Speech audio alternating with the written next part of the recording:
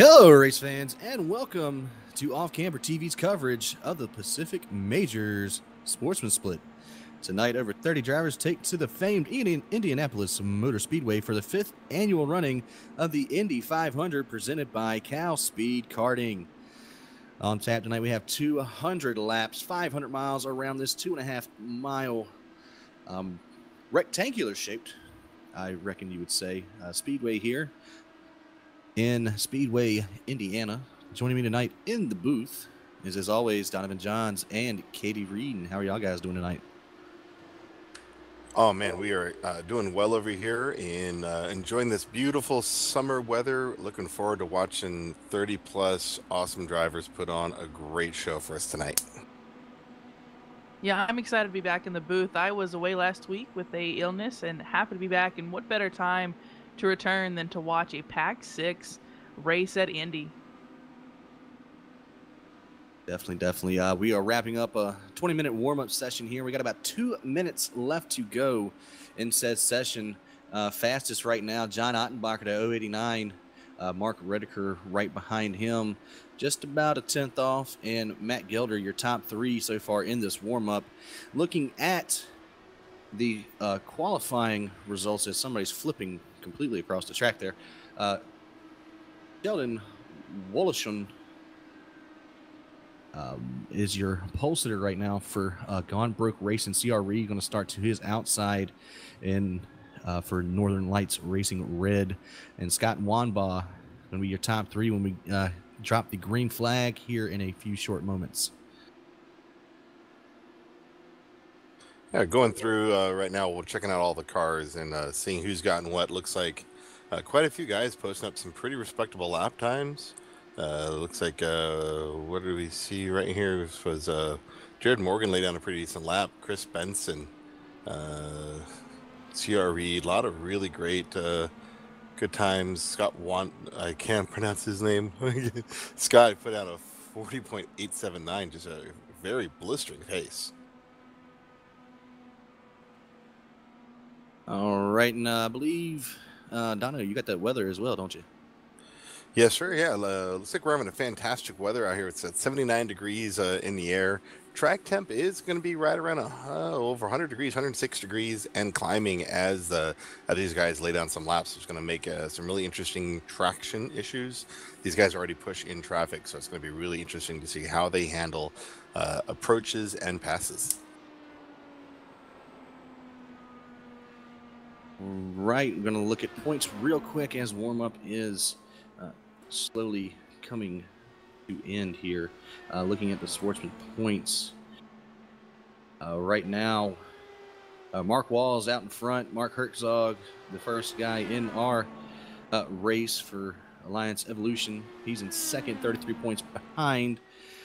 Looking for other names that are in our race. Looks like we got CR Reed here as well. Yeah, there he goes. Aaron Stowe in 5th, 6th, Scott Gruber, 8th in points, CR Reed, Stephen Paulison in 10th, and John Ottenbacher in 11th. Those are the guys that are currently fighting for the Sportsman's Championship as we are getting ready to give you tonight's starting grid. Yeah, everyone's trying to get loaded up here.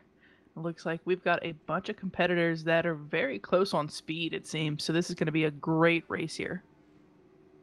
All right, and here is your starting grid for tonight's PAC Pacific Majors Indianapolis 500 presented by Cal Speed Karting. On pole, 63 of Sheldon Wollaston. Outside to him, the 52 of CR Reed. Third is Scott Wanbaugh. Chris Beck in 4th. And Lyndon Swaby going to round out your top 5. John Ottenbacher rolling in the 6th position. 7th is Mike Willett.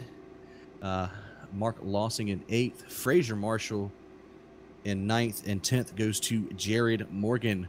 Brett Johnson qualified in the 11th position. Marcus Armstrong in 12th. Aaron Stowe 13th. John Ambrose in 14th. Jeremy Morrison 15th.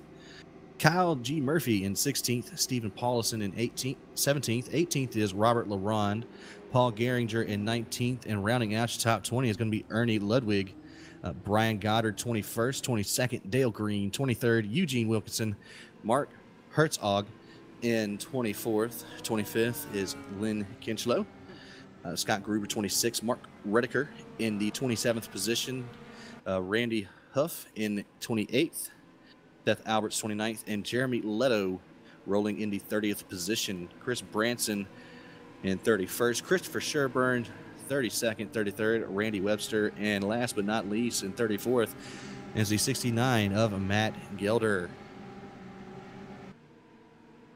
Yeah, and it looks like Jeremy Leto not going to make the start, is not in the session, not loaded into the field. Oh, no. Yeah, looking at Jared Morgan sitting here on the pit lane. Yeah, got a few people on the pit lane, actually. This is an interesting decision by these guys.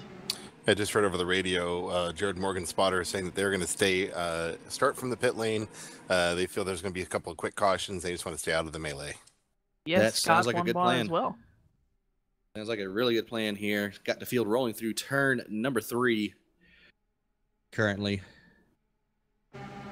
So, any predictions for tonight, guys? Oh my gosh, I predict some amazing car flips. Already got some wrecking. Oh, no. Looking back here, that's Stephen Paulison.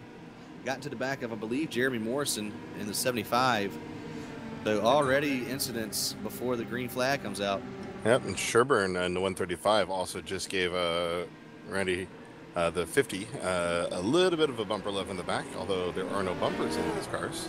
Yeah, all right, pace car is off, coming to the green flag, and it's in the air for the start of the Indianapolis 500 in the Pacific Majors. Already 3 wide heading off into turn number 1.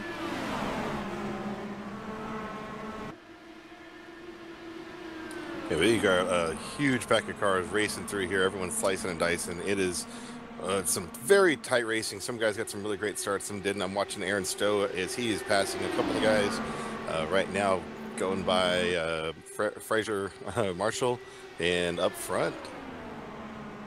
Yeah, it looks like C.R. Reed was able to get up front there. He's having a few issues, though, as Sheldon Walshin got by him, followed by Lennon Swaby. Yeah, Mountain Dew car right behind Wallace and trying to look for the lead here. That USA looking ride going to take the lead into turn 1. Lennon Swaby with a power move up in the front. And top 2 are starting to break away from the rest of the field. C.R. Reed back here has lost a couple of positions. He's all the way back into the 5th position, under fire from, I believe, Mike Willett to the inside, going into turn number 3. Yeah, and Stowe is continuing his march up to the front as well. Yeah, Stowe qualified 13th, is already up to 7th position. Ooh, a little stack up back here. Looks like Frazier had a little shake there. Frazier, Marshall, Brett Johnson behind him. A couple of guys losing positions back here, all battling around your back end of your top 10. Yeah, this is a great picture to watch right here. All of these cars, single file, nose to tail, going through these turns here. Not an easy thing to do. No, this is, you've got to be balancing your weight jacker up and down, trying to keep your car with a good bite without abusing your tires too much. So, man, this is good that there's also been no wrecks yet. And Fraser Marshall picking up another spot here. He's second in line in this roundabout 10-car pack. Back here around the 8th, between 8th and I'd say 16th position. Yeah, Walshin just put out a great pass. He wants to go back towards the front. Hey, back here messing with Chris Beck and Mike Willett and Aaron Stowe, the 2 teammates there in the 86 and the 99, looking to be in 3rd and 4th right now. Actually, Stowe back here in the 6th position. Yeah, Stowe's caning on these guys pretty quickly. They're going to be a nice little 3-car pack teammates to work together.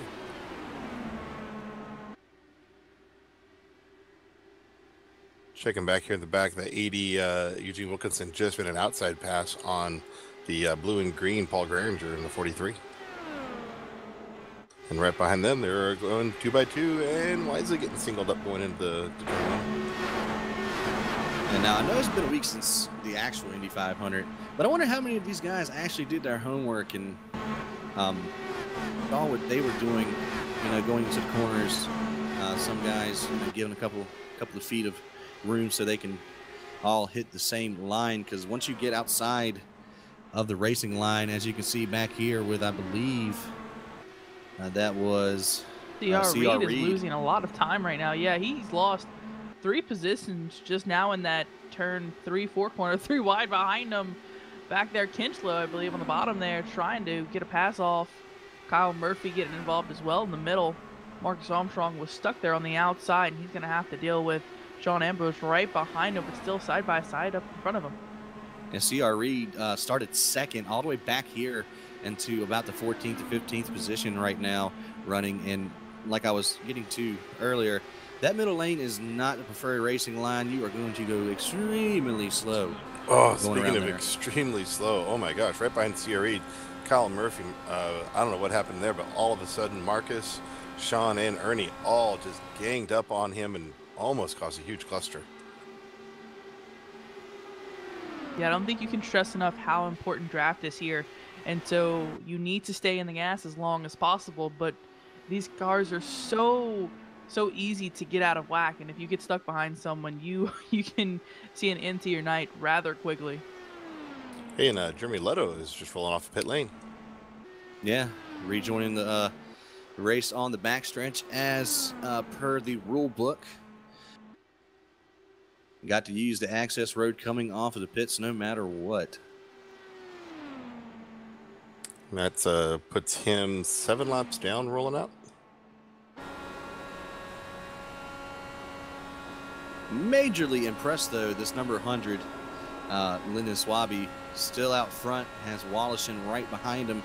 Starting to get a little bit of that draft, but, I mean, the top 4 have pretty much broken away. I mean, top 2 have about a 4-second advantage over third. Third and fourth are kind of right there with each other, but then you go back to Aaron Stowe, and that's where you start seeing a little bit of a group of cars. Yeah, I'm impressed with this little group right here between 7th and about 10th place. We've got guys that qualify 15th, 11th, 23rd, 19th that are all moving up into the top 10. It's interesting how some guys would qualify incredibly well and fall back. Some guys can't quite nail that qualifying lap, but man, they can lay down some race speeds. So man, there's a lot of guys coming forward. Yeah, you are right. I'm watching Brett Johnson right now. Right in the middle of 2 cars. Almost got a run in front of him on Jeremy Morrison, but he had to back out of it. Because of that, Eugene Wilkinson was right behind him, ready to catch that position. We're going on board with the 7 car under fire from the 80 of Wilkinson. Rolling through turns 2 right now. Still looking pretty stout, though. I mean, keeping in the draft. 80's definitely in his. Trying to get a little bit of air to the front of that car. Get a little bit of downforce rolling. Yeah, and lots of spotter communication, too. The guys showing a lot of good patience and care with what they're doing and how they're running. Oh, except for that. Yeah, I think that was Jeremy Morrison in 75. Just about, if not kissed the wall coming out of turn 3. We're going to lose that spot to Brett Johnson here going into 1. Whoa! Oh, teammates almost making some very sweet action there. Yeah, it wouldn't be the first time teammates have started to get into it already here at this racetrack. That's one of the things, if you work a lot with the guys and you have similar setups, you're going to run near them by nature. And if one were to make a mistake, you are more apt to find each other. We've got a battle back here, guys, in the 22nd position. Dale Green, sorry, that is the 59 of Mark Rediger battling the 50 of Randy Huff. Looks like Rediger had the line on the inside there going into turn 3, was able to make that pass rather easily going into turn 4. Another thing to look at right now, the Lyndon Swaby out front is running 42nd lap time, sub 41s, just about every lap. The last car on the lead lap, Seth Alberts, number 18. Oh, that is Chris Branson, 199. Caution is not out. Lap 12. No yellow. Continuing on. Branson trying to get back up to speed and get out of the way. Yeah, he's going to have to do that real quick. Yeah, he got turned sitting with. I was just kind of browsing through, trying to see real quick here who. That was Matt Gilder in the 69. Yeah, there it is. It looks like Chris Branson backed it up in the corner, and yeah, Matt Gilder just got right into the back of him. Well, no caution on the speedway. Still rolling. Here comes the leaders by the damaged car of the 199 of Chris Branson as he's trying to make it into pit road. But look how far first and second have broke away from third. 6-second advantage already early in the race, working lap 14 out of the scheduled 200. Yeah, and that's because we have such a big battle between second on back. We had guys that were battling 3 wide for a moment. But that let the leaders get away there. I don't know if they'll be able to catch them right now. I think they're going to be looking for a caution here.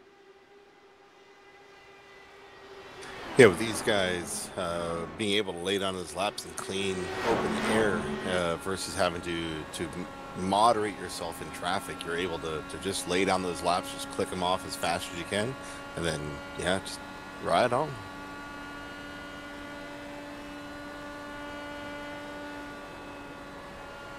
Yeah, looking through Chris Beck's windscreen here, yeah, there's nothing to see but track.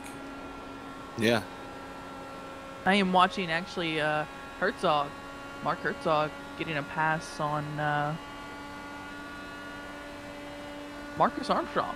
Marcus Armstrong losing a position right now. He actually qualified in 12th and has fallen all the way back to 19th.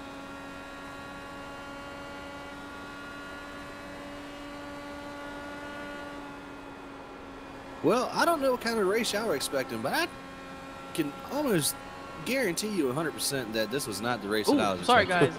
Sean Ambrose out of turn 4, completely out of whack. He got down onto the apron, and that is not going to help you. Looks like Len Kinchlow able to get by him there.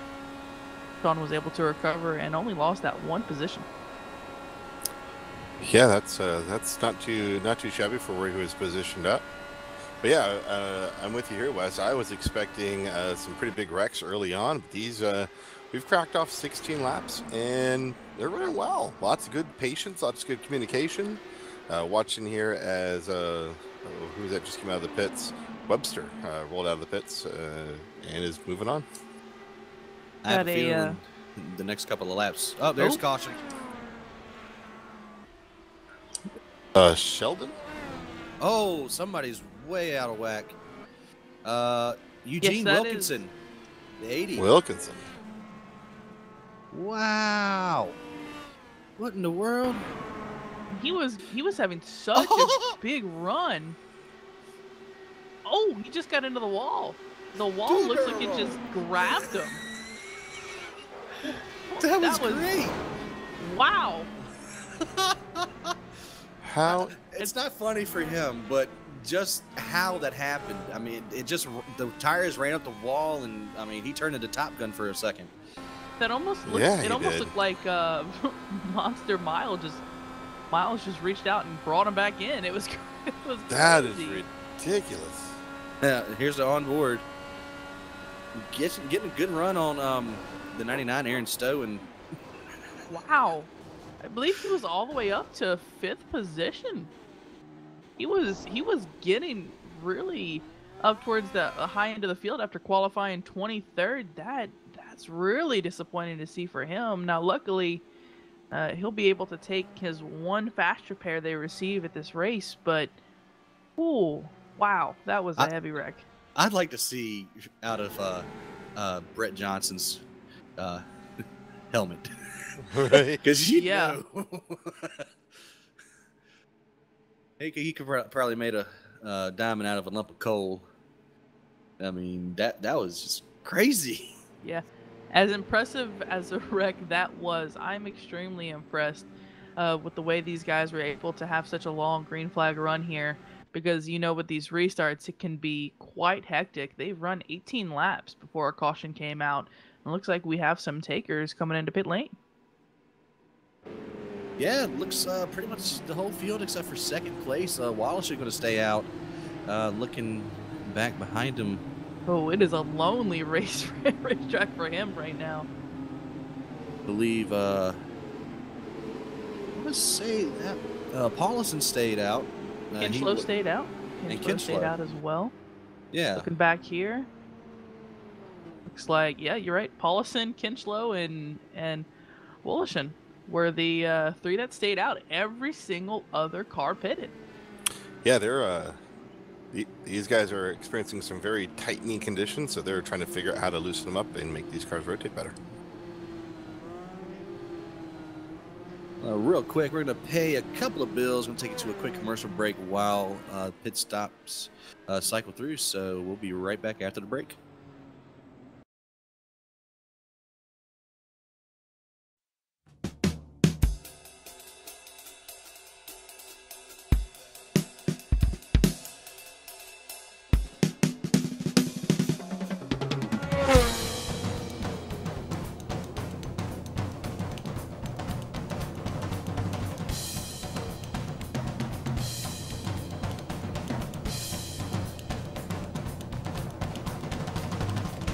Fuel usage.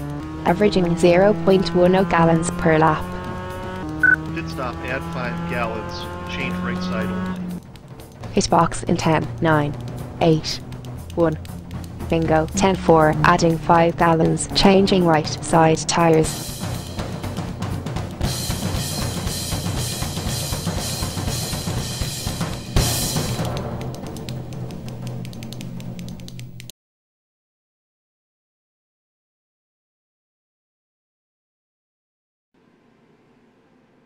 All right, and welcome back.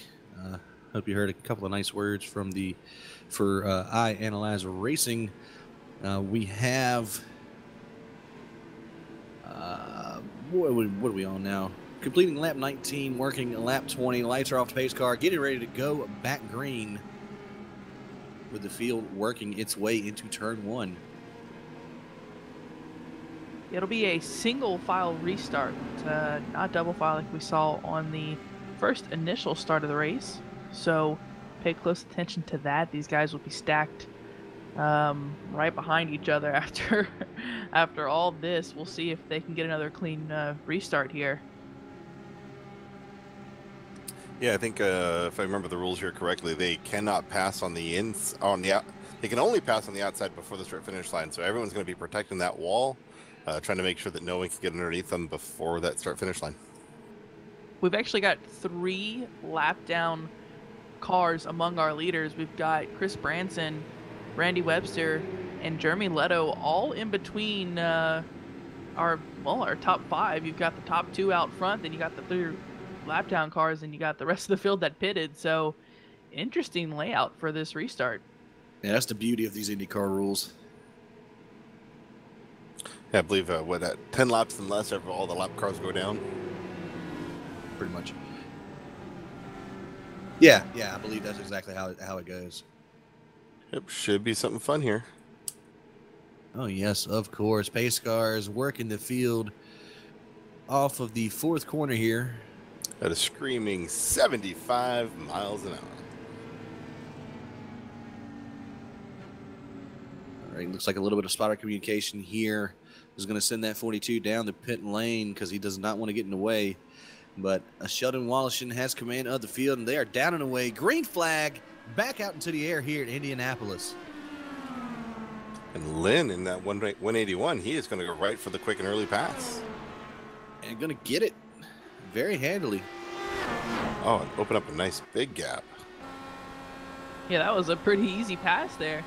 So we're going to go right back to 3rd place right now. Linden sitting pretty easy. He's got Chris Beck following right behind him, but they do have a lap car that they have to handle right in front of them. That is Chris Branson, I believe, in the 199. He is 1 lap down right now. Yeah, looking to get that lap back the hard way. Has got a lot of ground to make up in order to do that.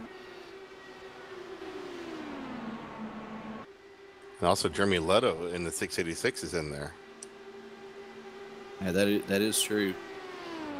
Ooh, got a battle back here. Oh, Arnie Ludwood Yep, here we go. Big wreck on the front stretch. Oh, Three. Oh, Sheldon. Oh, 4, 5, 6. All stacking up. The entire field is covered. Matt Gelder involved. Goodness.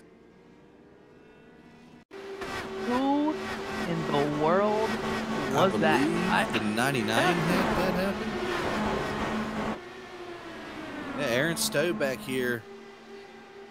Looks like he. Oh yeah, he hooked him. He hooked him.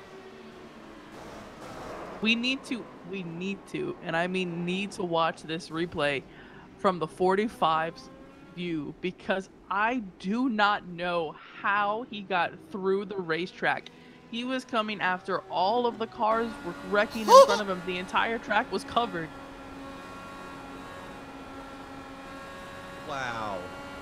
That is impressive. I mean, there is literally everyone. He went under a car because that car was spinning and flipping on his. That was crazy. Jesus. That was impressive. Yeah, that's gonna. That'll basically just be the move of the race right there. Yeah, you think? Yeah, We'll let's see if he call can it. survive throughout this race. But wow, that was extremely impressive. Like they are bouncing, and he just V's right underneath them. Oh, well, it looks like we've got Mark Brediger, Matt Gelder, What happened to Christopher Walsh? Sherburne, Seth Alberts involved in that incident. Sheldon Wollaston was involved. Yeah, he was running his second. He got loose coming out of it was a completely separate incident. Got loose going into one, got a little bit of that apron and pushed up the track and smacked her coming out of two, and heavy impact in front of all of the leaders. So Wollaston is taking a tow right now. Looks like Kinchlow is going to come down the pit lane, going to surrender the lead back to Lyndon Swaby. Yeah, I believe Kinchlow was the last of that 3-car group that stayed out under that last caution. So we are back to our first lap leaders in Lyndon Swaby, Chris Beck, and Mike Willett. I'm wondering if these guys, while running this long run, their cars are getting ill handling. They loosened them up just a touch too much for that many accidents to happen that quickly. We'll see. I know that Wollaston stayed out that last stint, so that may have had a lot to do with it, letting the heat escape the tires and then trying to reheat them back up and makes them feel like ice, and he just lost it and pushed. Yeah, and I'm not sure, looking at the guys on pit lane right now, looks like we still have some people stuck there. Randy Webster's just leaving. Mark Rediker still has not gotten back to his pit box. He's still taking a tow right now. He should have his faster pair left. You do get one during this race, and all of those drivers in that last wreck will have to use it, because that was a mean one right there. Robert Laronde also sitting on pit lane waiting for the tow as well.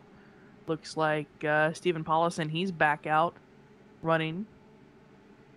Wilkinson back out after his initial wreck.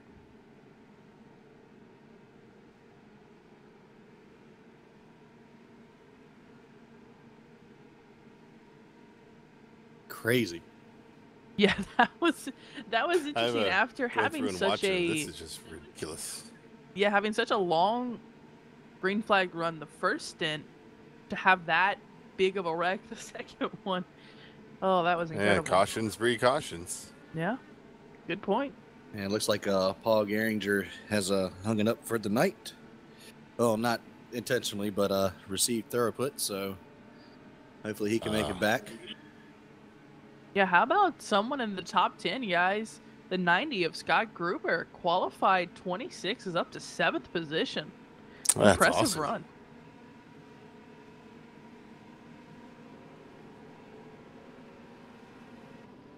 Yeah, it looks like quite a few guys are getting bit by pitting while the pits were closed. One of my personal picks, we just started talking about it before the race started. Christopher Sherburne got bit. I thought Sherman would be doing quite a good race today. Yeah, normally does put on a decent show for us, but yeah, he had some difficulties. He's all the way back in the 20th position right now. We have 21 cars on the lead lap out of a 34 car field.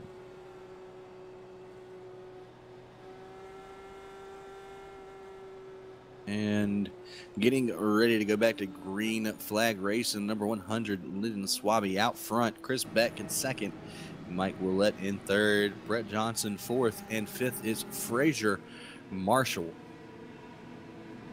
Now, they don't have any lap traffic to have any kind of buffers between these guys on the lead lap, so this should be interesting. Well, Fraser's in that 007, so I feel like we have to say it's Marshall. Fraser Marshall. Yeah. Oh, yeah. 007. Marshall. Fraser Marshall. He's got a secret weapon here. And looks like he put the Go-Go Gadget oil slick down back behind him because nobody went. Green flag back out into the air. Yeah, these last two restarts, everyone up front has gotten spread out. We got our top three, though, now coming back together after the first turn here. Chris Beck maybe getting a run here out of turn two. Ooh, pushing up a little bit as I said that. Looks like he had a run, but just decided to not go with it. Oh, but back behind him. Oh, wow, I had to back out of it. Almost ran over Chris Beck.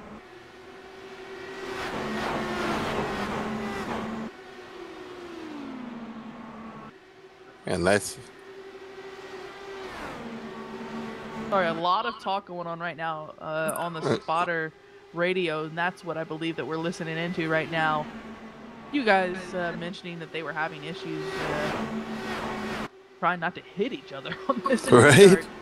There's Yeah, a lot of guys ton of battles apologizing happening. for what happened or just saying they don't want to talk to each other with all of the drama going on right now. But Lyndon Swaby pulling away a little bit. Is Chris Beck behind him about 5/10 of a second. Same goes back to Mike Willett in the 86 car in third. Brett Johnson behind him in fourth, and Fraser Marshall in fifth, getting a little bit of a challenge from Kyle Murphy.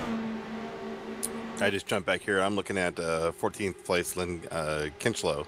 Jared Morgan, and Jeremy Morrison just had a nice little three-wide battle for a moment. Jeremy hit that apron and slid almost into Morgan. So they all got that woed up and corrected, and now they're single file line again.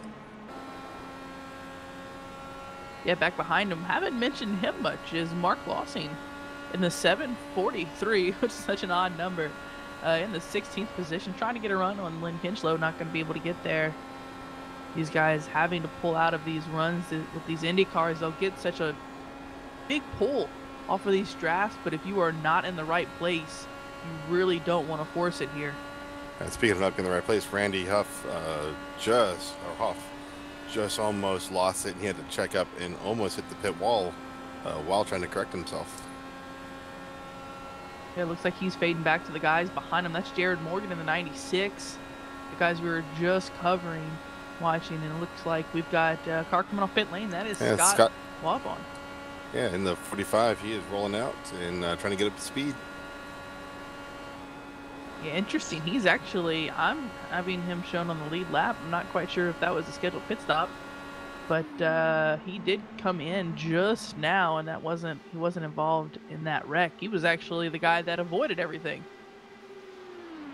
Hey, he may have taken just a little bit of damage and realized it. Just a basic stop. He didn't do any tires, so he just came in, did a quick splash or a quick repair, and took off. Ooh, looking at Chris Beck here. Big run on the 7 of Brett Johnson, I believe. Brett was able to get by him, but he's now coming into turn 3 on that rebound. Kyle Murphy trying to follow him through. Not going to be able to pull that pass off.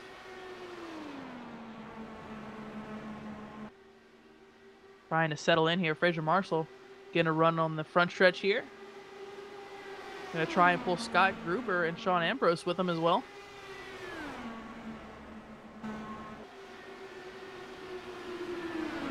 Unfortunately, Fraser's not going to be able to make that pass. We've got a close little pack here. Scott Gruber. Yep. He's getting out of whack there a little bit. Yeah, I'm looking at basically about 10th through 15th here. These guys were just running a tight little pack, although Morgan and Lossing just kind of backed up from the rest of these guys. But that was a good little group they got running. It looks like John Ottenbacher, someone we cover in another league. Good to see him having a decent race. He is in 11th position. Getting challenged, though, right behind him.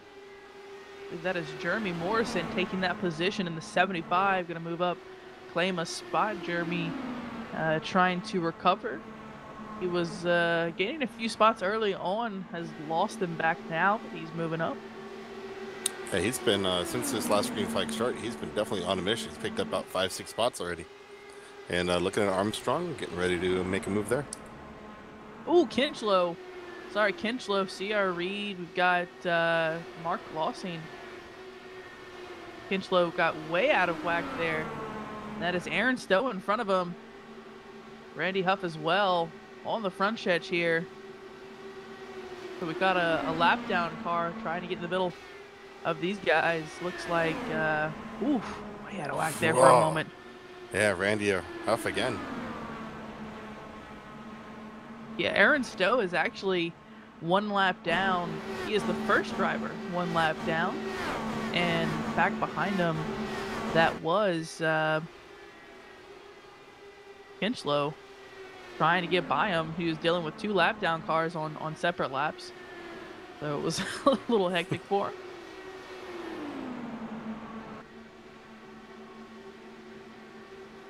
Ooh, Mark Lossing trying to make a pass out of turn 4, but right in front of him, Jeremy Morrison completely shut the door.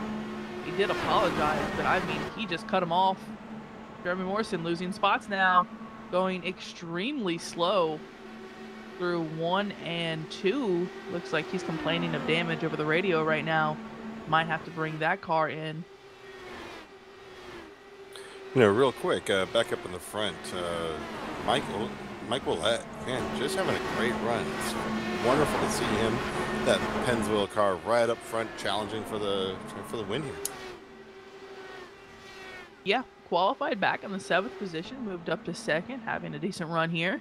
He's been slow and steady, as he normally does. He's just trying to make his way through the field, not forcing anything. Cruising right now as he's about 0.5 of a second behind our leader in the 100 car.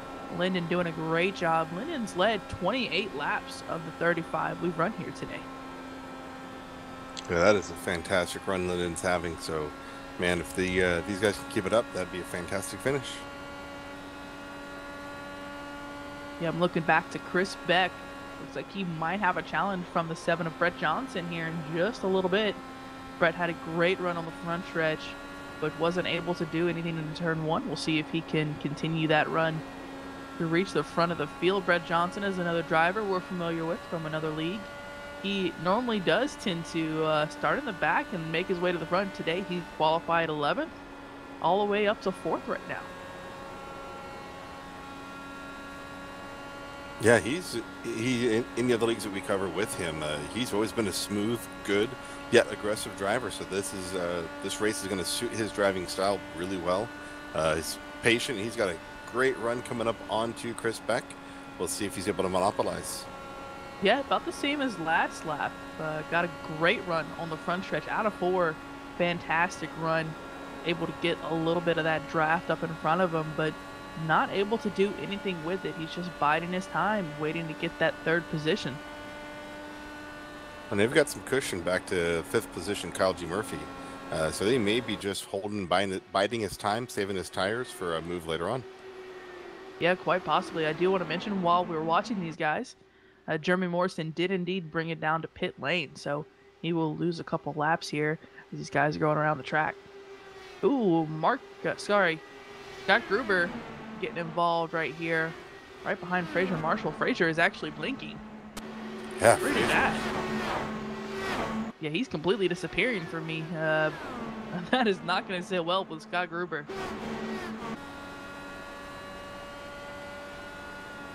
Yeah, we're going to go on board so you can see exactly what Scott Gruber is seeing right now, and he's calling him over the radio that's not going to last for long. He's got to be careful. The 007 having some issues. Yeah, his ping is right now through the roof. He is definitely having some hardware issues. Yeah, which is a shame because he's actually having a great race so far. Qualified top 10, able to stay there throughout the race, doing a great job. And they're actually catching Sean Ambrose. Looks like the 007 is easing out right now. Oh, and speaking as I of say sevens, that, disappear again. Yeah, speaking of sevens, Chris Beck lost that position to the 7 of Brett Johnson. Yeah, and looked like Kyle Murphy's trying to get that position from Chris Beck now as well. Kyle Murphy been able to stick with these guys. Kyle qualified 16th, has gained 11 positions, so doing great today.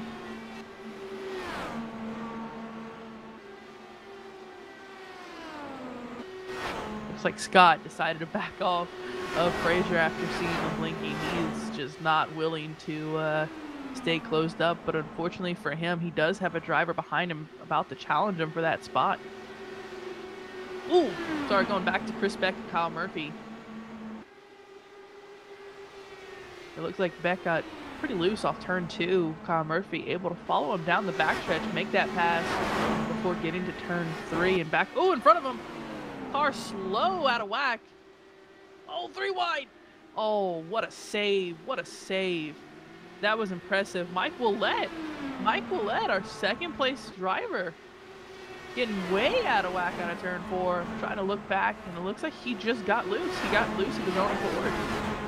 And the drivers caught him, but oh my goodness. Now Brett Johnson's up to 2nd. Chris Beck battling Kyle Murphy for 3rd.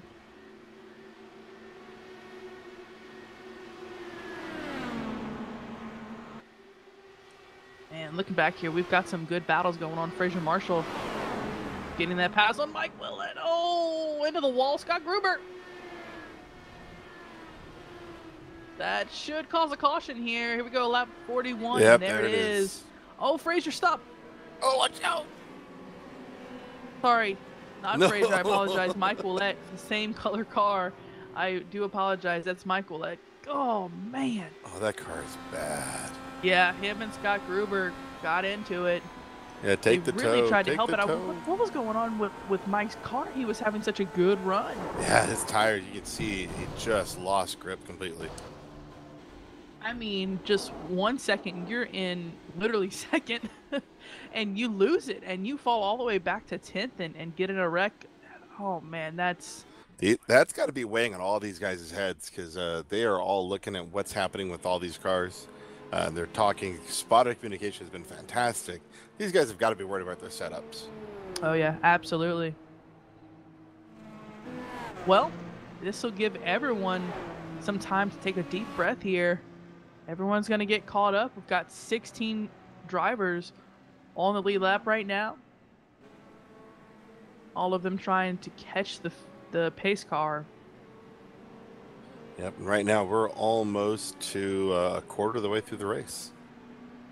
And some big wrecks here. Luckily, they do get that one fast repair, which we'll see Mike use his. I don't think Gruber has had any trouble as well. So both of these drivers should be able to recover.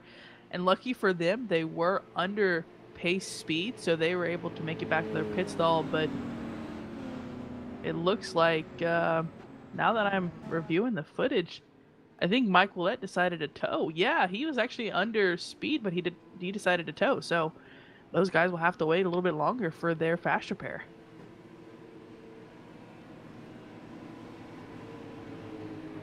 Here we go. Lyndon Swaby leading the field out of turn 4. Looks like he might decide to stay out, and he will. Oh, nope. He dives in. Yep, Brett Johnson's already committed down. It looks about to be the top 13-ish.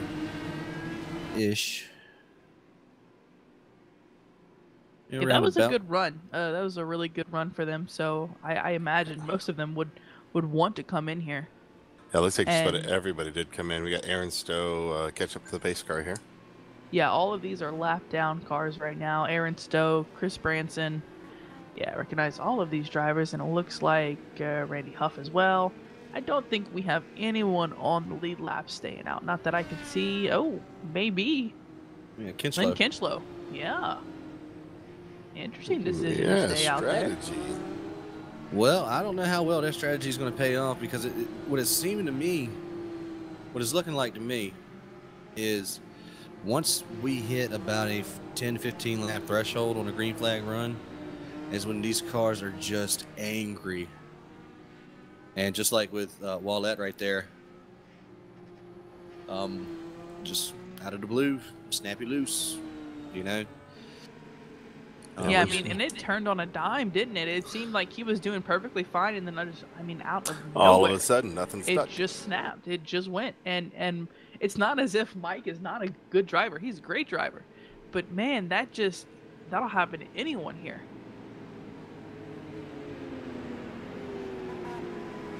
Looks like we have our second DNF of the night. Eugene Wilkinson, who is having such a good run, caught up in that first incident, is gonna call it a night. Well, that is that's a shame. They're dropping like flies, and a lot of them were a lap down. After that great run we had at the beginning, and it's a big shame because we had some very small incidents, but it turned into big ones because, well, it depends on where they happen on the track. You'll catch a few people in those wrecks, and that's exactly what happened on the front stretch. It is, if you get a couple of these cars turned on their sides, you can line up and cover the whole racetrack, which they did. So you'll catch a few cars there, but it looks like hopefully these guys will get caught up here. Everyone trying to get in line after some cars. Some lap down cars decide to pit. Everyone trying to catch up to the pace car. I think we're going to see a really good restart here. Yeah, I was just talking to the spotter and crew chief for Lynn Kinchlow, and they have some pre-described pit strategies going on, so they are going to stick to it regardless of what's happening to the car and just make adjustments on the fly. Nice. Well, a couple That's people good did. to see. That's good to see. It's always nice to come in with a good idea of what you're going to do. Now, sometimes, depending on what happens, you just throw that out the window. But it's good to see someone have a strategy and stick to it here.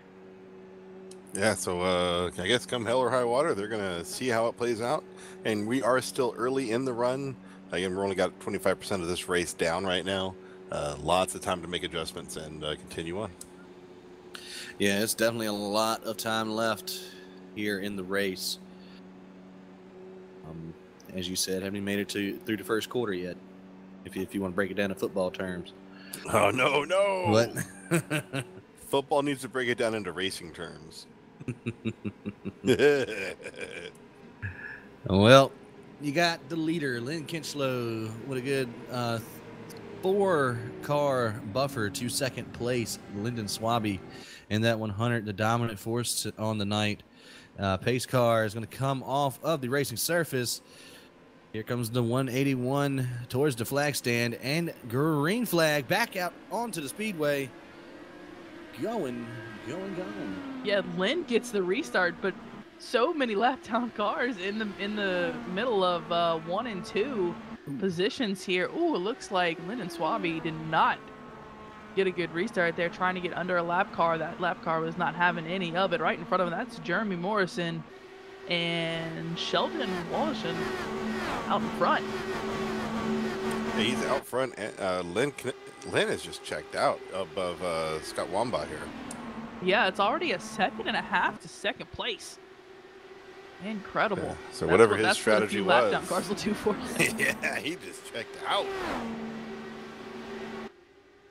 And right now, I mean, from Lyndon all the way back, they've got to come through. Oh, there he goes. He's going to take over one.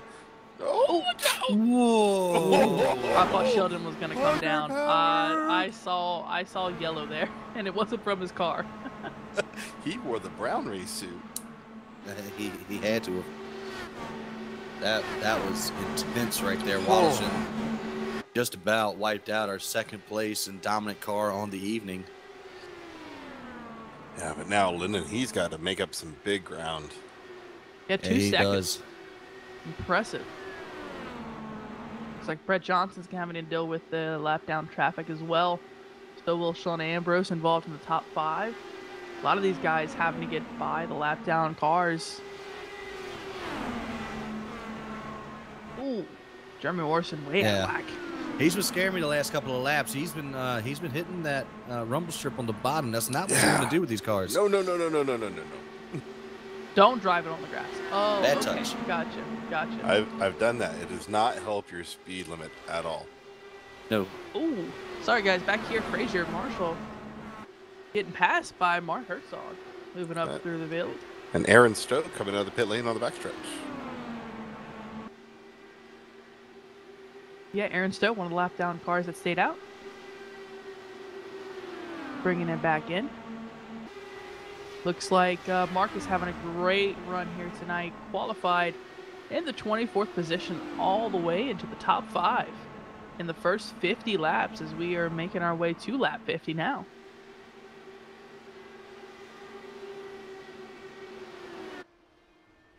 Yeah, checking on Mike Willett down here. He is right around 24th and trying. Got someone in turn 4, guys. That is Jeremy Leto. Jeremy Leto, caution is out. Oh. Down on the inside of turn 4, our leader actually called it. Very calmly, I might add. Yeah, he did not want to see car wrecking in front of him. Did not want to see that happening, allowing Schwabe to catch up. Almost into the barrel roll of death there. The 686. Oh, wrecked again. Sorry, he just turned himself on the front stretch and almost took out a car. Oh, that was close. Let me see if I can catch who that was. It was Brian Goddard. Oh, that was a close call for him. All right, he caught back up here. Give you guys a quick view of what we're looking at right now. Chris Beck. Sorry, Chris Beck is on pit lane. When did Chris Beck wreck? Oh, he just wrecked. He just wrecked. In the back, we had another separate wreck. Oh my goodness. Sorry, guys. I just noticed this. It looks like Chris Beck. Oh no, Randy Huff. Randy Huff, a lap down driver, took him out. Oh no, that is not what you want to see. Oh no, looks like Beck ran into the back of Huff. Yeah, that's. Well, Huff got out of whack, yeah. And Just that speed differential, it'll get you when you're not used to it. And oh man, that was a hard hit. Yeah, I think Chris didn't expect to hit him that, to reach him that quickly. And yeah, you're right. Chris got in the back of him and caused that. Yeah. Wow, Chris Beck was not. I didn't even notice he wrecked until I was moving through the field. Oh my goodness, a lot of leaders here having issues. Yeah, good looking out for Brian Goddard to be able to woe his car up and weed his way through all of that. 181 on pit lane right now, pitting from the lead, going to surrender that back over to the 100 car of Lyndon Swaby. A couple other cars elected to come down pit road that time. But yeah, actually, probably the top 7 stayed out.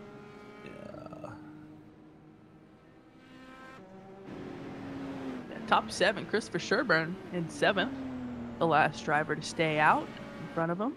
Got Kyle Murphy, Frazier Marshall, Mart Herzog, Sean Ambrose, Brett Johnson, and Lyndon Swaby up into the lead. Lyndon's got, I believe that is Scott Warnbaugh out in front of him. The only driver a lap down out among our leaders right now. There is a cluster trying to get into the pit lane right there. Everyone had to whoop so they don't get passing under green. All right, we're going to pay a couple of more bills real quick, so stay tuned for after the break.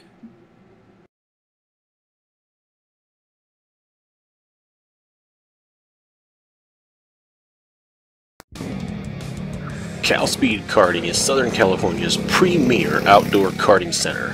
Driven by a passion for racing and a commitment to excellence, Cal Speed's team of racing experts takes great pride in customer satisfaction as well as industry recognition. Cal Speed Karting is located on the grounds of the world-famous Auto Club Speedway. Los Angeles is home to NASCAR Sprint Cup and IndyCar Racing Series. The Cal Speed racetrack is situated just outside the high banks of Turn 4 and features a world-class multi-configuration up to 15 turns, 3/4 mile, purpose-built kart racing circuit. Visit us at calspeedkarting.com.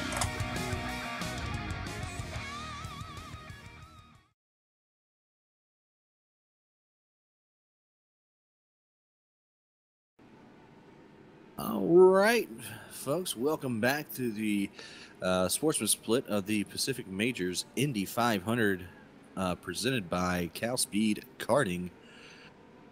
Go to calspeedkarting.com if you're out that way on the West Coast, and they'll get you some racing in, boy. Yeah, those little kart tracks are always extremely fun. It's a good little I don't want to say it. It's a good little relief from all of the stress that life brings. You can take your aggressions out on a kart track if you need something a little bit more physical than iRacing. Yeah, I'm just used to the little go-karts from the mini golf places, and that's fun. Yes. But watching what these guys do down there, that makes me want to take a trip to Southern California. Getting ready to go back to green flag condition. Lyndon Swaby back out front. Brett Johnson, couple of cars behind him. Delayed green. We're not going green this time. So, never mind. Almost had it. It looks like something around Jeremy Morrison back there. These guys are all stacked up in front of them. Seth Alberts, everyone's just trying to figure everything out. They're almost coming to a crawl right now. Everyone having to get sorted. All right, want to get you guys caught up a little bit on the back end of this field. The first driver one lap down is the 69 of Matt Gelder. Right behind him, Chris Beck with a fully repaired car. So he has used his one fast repair as this looking like half the field has at this point. You got Brian Goddard back there, the third car one lap down, and Sheldon Wolshun, who was also a leader, has used his fast repair and is back there one lap down. Beyond that, a lot of drivers 2 laps down. Mike Willett, after his incident, Scott Gruber as well, joined by a couple of guys that were involved in issues early on. But it's not looking too good for some of our leaders. It's almost as if being in the top 5 has not worked out for anyone but Lyndon Swaby at this point.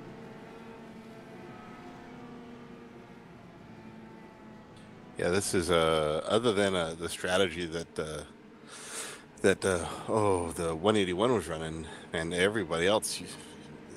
I can't even talk anymore. Lyndon Swaby, just the class of the field and leading a great race. Yeah, and as we go down the backstretch, I do want to give you guys a quick race summary before we go back to green. Our leader is indeed Lyndon Swaby out front. He has led 40 laps on today after we've completed 52 out of 100. We've had 6 lead changes and 4 cautions for 9 laps. All right, well, let's try this again, shall we? Pace car is rolling through turn number 3, leading that big old line of Dallara DW12s out here looking for the front straightaway. Lyndon Swaby going to have command of the field when we come back to the green flag here. Pace car is going to kindly get off the racing surface with the quickness here. And here we go. Green flag back out into the air here at Indianapolis. Yeah, Lyndon went early on that one, and luckily Brett Johnson got a good restart behind him. Not going to be able to make a pass in 1 and 2, but is definitely going to be able to stick with him.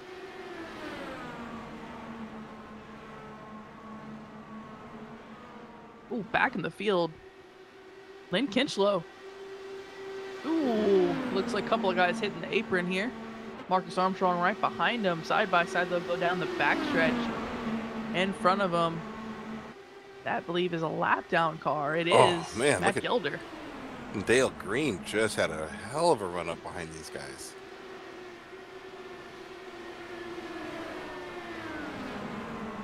Yeah, I like these Gelder restarts. getting a lap down, trying to make this pass. Kinchlow getting involved as well. That was close. Whew. And Webster not having the start he was looking for. Let's see, another thing got to look at 99 of Aaron Stowe. Aaron Stowe. He's in this mix as well. Or he was, at least. I think he's gone now. You are, I believe, referring to Marcus Armstrong. Same paint scheme, teammates. Yeah. Oh, those yeah, guys. I know. 99 was rooting it through the field as well. Yeah, he's back here in the back a little bit, 2 laps down. And I'm telling you, Brett Johnson, he keeps getting these runs down the front stretch. Just not able to get there, not able to make the pass or even get on the side of Lyndon Swaby. Sean Ambrose trying to catch up with them as well. Top 3. Ambrose almost smacked the wall there. And 10 was bump drafting Matt Gelder in front of him there through turn number 1, but almost didn't end too well. Ooh, Lynn Kinchlow taking a pass. I believe that is also a lap down driver. It is Mark Rediger. Had some issues this race. They're going side by side for just a moment. Oh, Marcus Armstrong loose on the front. Hit the apron coming off a 4. Big wobble. There is a giant pack of cars trying to work himself around him. Yeah, going to get in front of John Onbacher there. Trying to get back up to speed here. Going to go side by side with Matt Gelder, who is a lap down car.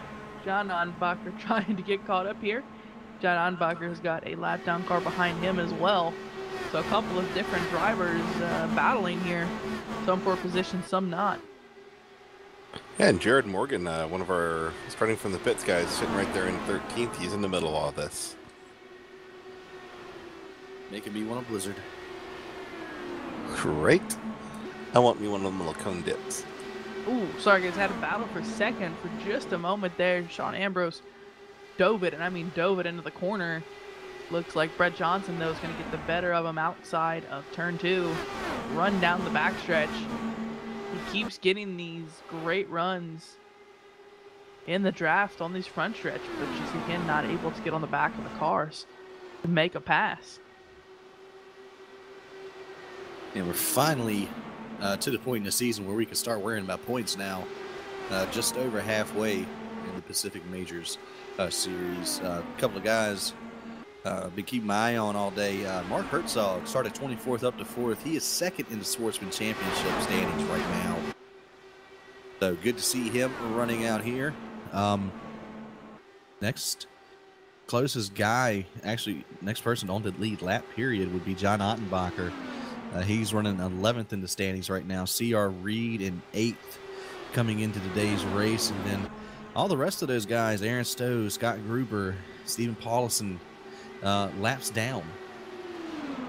So yeah, not all a good having showing for decent those. races, just getting involved in bad incidents. Yeah, there's been a couple of big pile-ups, and a lot of guys just getting stuck in it. Speaking of sticking it in there, Brett Johnson, it seems like he gets a good run, and then he just can't end it. Yeah, that's been his struggles all day long. I say struggles, I mean he's all the way up into second. Yeah, if you call second struggling. Yeah, that's been his one flaw, it seems. It's just not being able to make the pass on Lyndon Swaby, of all people. Lyndon out front for the majority of the race so far. Just having a really, really solid race. No one's been able to really get up there and challenge him. And Ambrose, big problems coming off of 4 there. Oh, yeah, he got wicked sideways, and he's still losing just a little bit. I tell you, these guys are starting to make me nervous coming off of these turns because they're getting awfully close to the wall. Oop, Jeremy Morrison. Ooh, starting to spin again. He is on the entrance road. Ooh. Got Wanda on pit road.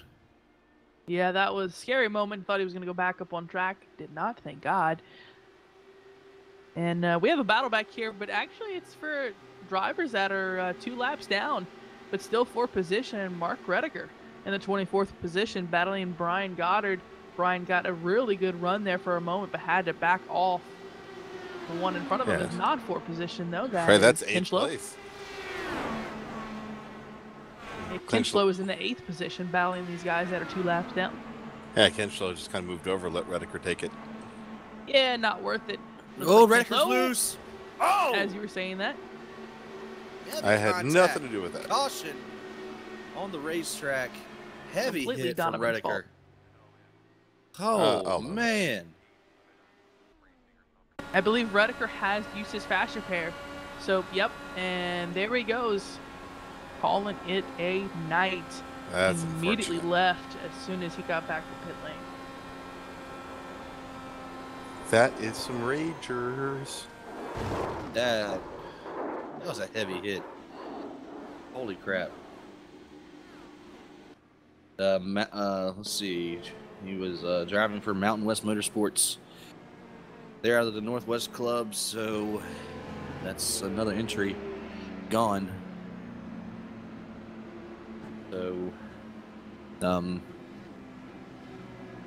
looking for a couple other guys, for that 100, leading all of these laps. You think he is a part of a team? No, he is an independent driver out here. You got Brett Johnson representing Dog Bear Racing Red. Sean Ambrose, another independent out of the Texas Club, running in third right now. Mark Herzog running for... Where did he even start? Alliance Evolution out of the California Club. And Kyle Murphy, that number 9 for Gone Broke Racing.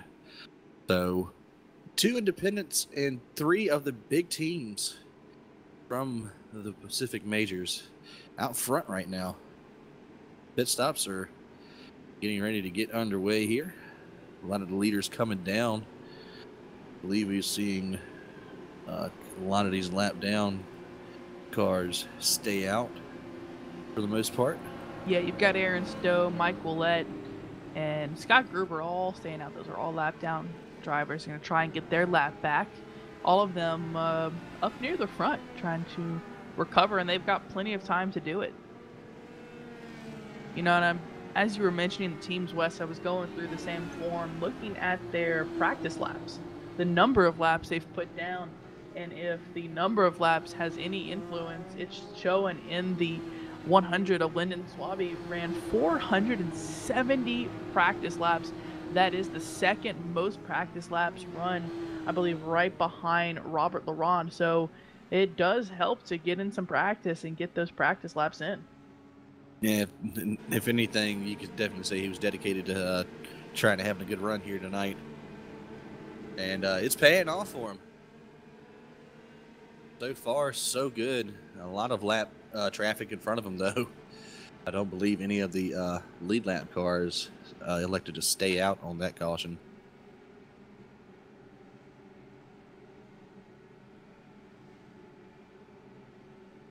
Looks like Lynn Kinchlow stayed out again. He is surely testing people. You can tell Kinchlow was in the... he was around the 14th position back there, cruising in the back of the pack on the lead lap. He's got those 3 drivers in front of him. They should get the wave around here. Oh, looks like Aaron Stowe considering pitting. I don't think he will. Looks like back behind him, you've got a couple of lap down drivers as well. Looks like Brian Goddard up there in front of our leader, Matt Gelder as well. Robert Laron, just mentioned him. He had over 500 laps in practice. So he's trying to get his practice in. And looks like it's pretty much been a race for the independents, because that 181 in Kinchlow is an independent driver as well. So been pretty good for those people so far in the race. Got the lights off the pace car. And good 6-7 car buffer between our leader and second place and Swaby. I mean, a good gap. Yeah, you're right, and it is 7 drivers. Wow. And if it's anything like last time Lynn did this, he's gonna get a massive lead here. I think it was like 3 or 4 cars last time, and he had 2-second lead. So if we go by those numbers, Lynn is going to be gone here in just a second. Well, see, we only had just about 8 or 9 laps on these tires so far. The one that Kinchlow is on, because he did come in that last caution and take tires. That's what lost him the lead initially. Well, he gave up the lead to Swaby. And it seems like whatever kind of strategy they're on, they're sticking to it, nose to the grindstone, and going to see if it pays off for them in the end. We are going to come to the line, complete lap 65 out of the scheduled 200 for the Pacific Major Indy 500, presented by Cal Speed Karting. Pace car is off yet again. Hit slow, down and away. Green flag back out into the air. We got him rolling, but not so good. Not so good back here in front of the 100. A little bit of a stack up. He had to wait for all of those lap down cars to go, because obviously you can't really do much about it. You have to wait till you get to the line. And by the time you get to the line, they've already gone. Lynn has already done the restart. So Brett Johnson looks like this might be his moment on the restart to catch him a position here, side by side behind him as well, with two wide battles. Yeah. You got Johnson on the inside of Swaby. You have Herzog on the inside of Ambrose. And looks like Swaby's going to give up that second position right now. Ambrose looking to fight on the high side with it. Can't throw any kind of blocking maneuver there. Yeah, that's 7-Eleven. He's he was all over the back bumper trying to get him some do. You think, yeah. Ambrose moving up through the field, and Swaby finally losing that position. Brett Johnson taking advantage of that restart. See if Swaby's going to lose another one to Sean. Looks like they are running relatively close, trying to catch the draft of the 7 of Brett Johnson, who is just in the second position, guys. They are 5 seconds behind Lynn Kinchlow, who is coming across the line now. And as I say that, these guys are just coming out of turn 4, so it's an impressive lead already. Again, the beauty of the IndyCar rule set here with the lappers in between, the leaders. So the 181 definitely using that strategy to his advantage at the moment. But Brett Johnson finally out in front of that 100 car. Like I said, from Dog Bear Red, that's 7. Looking, that 100 behind them though. They're really pushing, coming out of these corners now. Sean Ambrose is also just all over his backside here. And look at the lap times. If you're taking a look at that, Kinchlow, he's about 2/10 faster than what these guys are running. So he's just enjoying these guys battling, and he's out there extending that lead out. And now 5.5 seconds. And just about. Johnson is trying to get around the 45 Scott Wanbaugh, 1 lap down right now, right in front of that 7 car, that 45 machine. Having a little bit of struggles here, trying to get back to the lead lap. I don't think anybody's going to catch that 181, though. Yeah, not right now. He is checked out like a library book. Closest one to him is the 09 of Robert Laurent, and he's about 3/4 tenths slower than our leader. Of course, he is first car, 2 laps down. That 09 is. This is going to be interesting in just a few laps here. Brett Johnson catching Wamba, but they're also catching a couple of lap down drivers in front of them. So if they get stacked up here, it looks like Lynn and Swaby's trying to catch Brett Johnson to see if he can catch him before they reach these lap down drivers, because that's when things will get interesting. I got to say, Ambrose behind him, though, all over the back end of Herzog. Has got, I believe that's Mark Lossing right behind him at 743. Lossing going to take a peek to the inside, coming down the front straight. Here he goes into turn 1. Force that 711 up high. Looks like the 743 backed out of it a couple of miles an hour, and Ambrose is going to keep that 5th spot for now. Yeah, this is a great battle they got going on here with Herzog, Ambrose, and Lossing. They're gaining on one another, giving each other space, but yet still pushing really hard on one another. Of course, that's allowing Kyle G. Murphy to close up some gap as well. He's going to put a mix in. And Brett Johnson's up here. He's getting around Scott Wamba, looking to make a move as you're coming down the front stretch into 1. And just like always, he's just not in there to close those holes. Yeah, it looks like Brett Johnson just not able to make it all the way up onto the inside of Scott Wambaugh. Oh, there we go. Going to use that draft down the backstretch, take that position, but he's got 2 cars side by side right in front of him, and that is Brian Goddard and Sheldon Wallishan. Sheldon is on 1 lap down. Goddard 2 laps down, not for position. This has got to be so frustrating for for those guys trying to get around all these lap cars being held up and knowing that Kenchlow is just walking away. Yeah, it really is. Looks like the lead is up to 7 seconds now between first and second.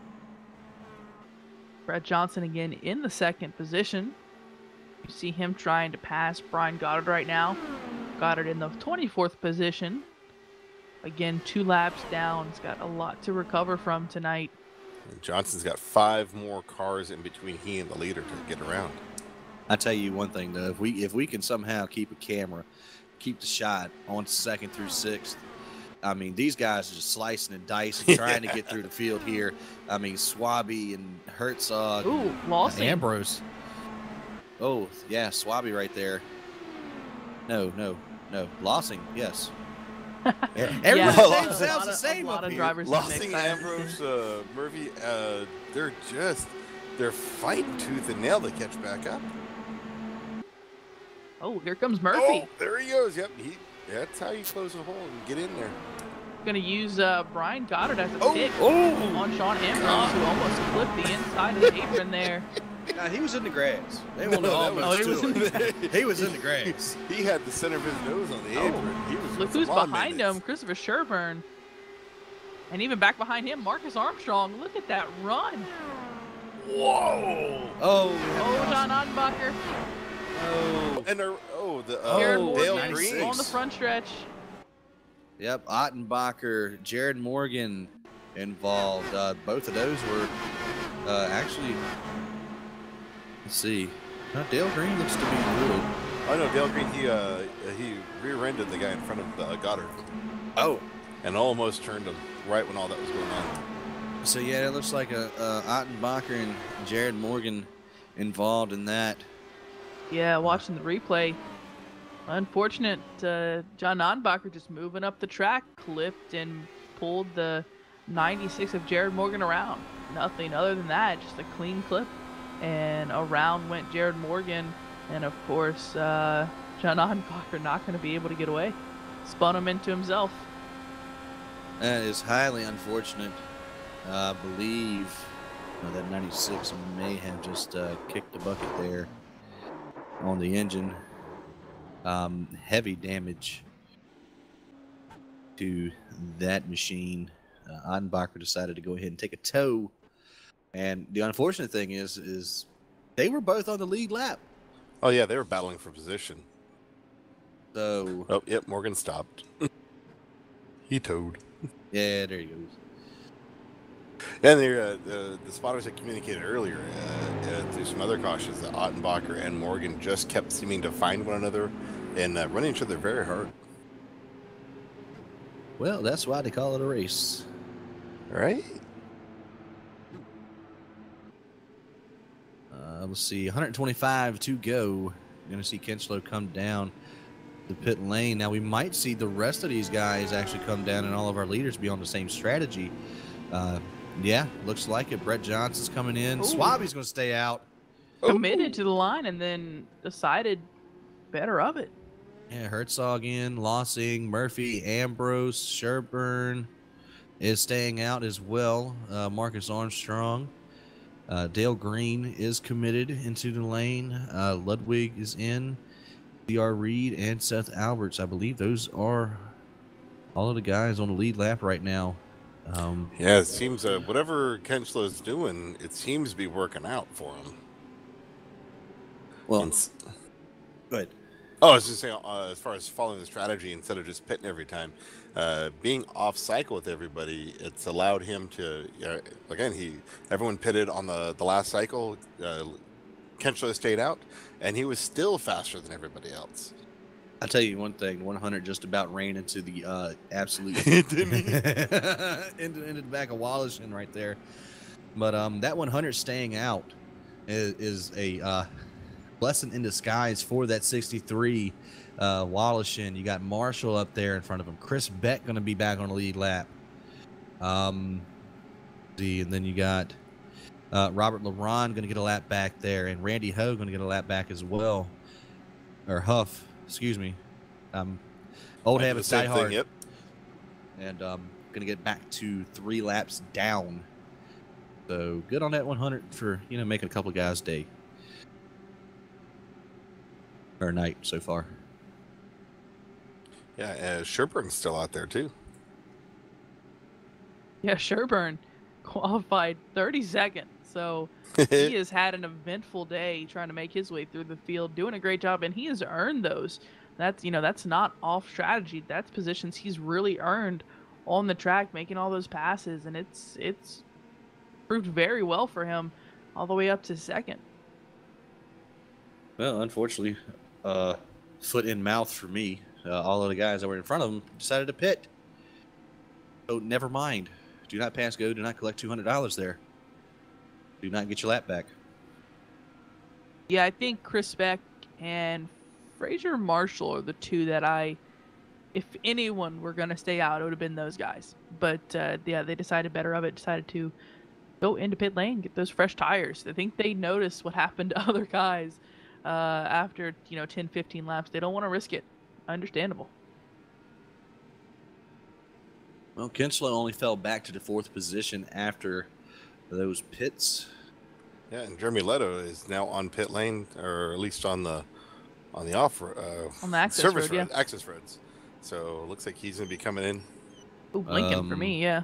Oh yeah, big blinking. Whoa.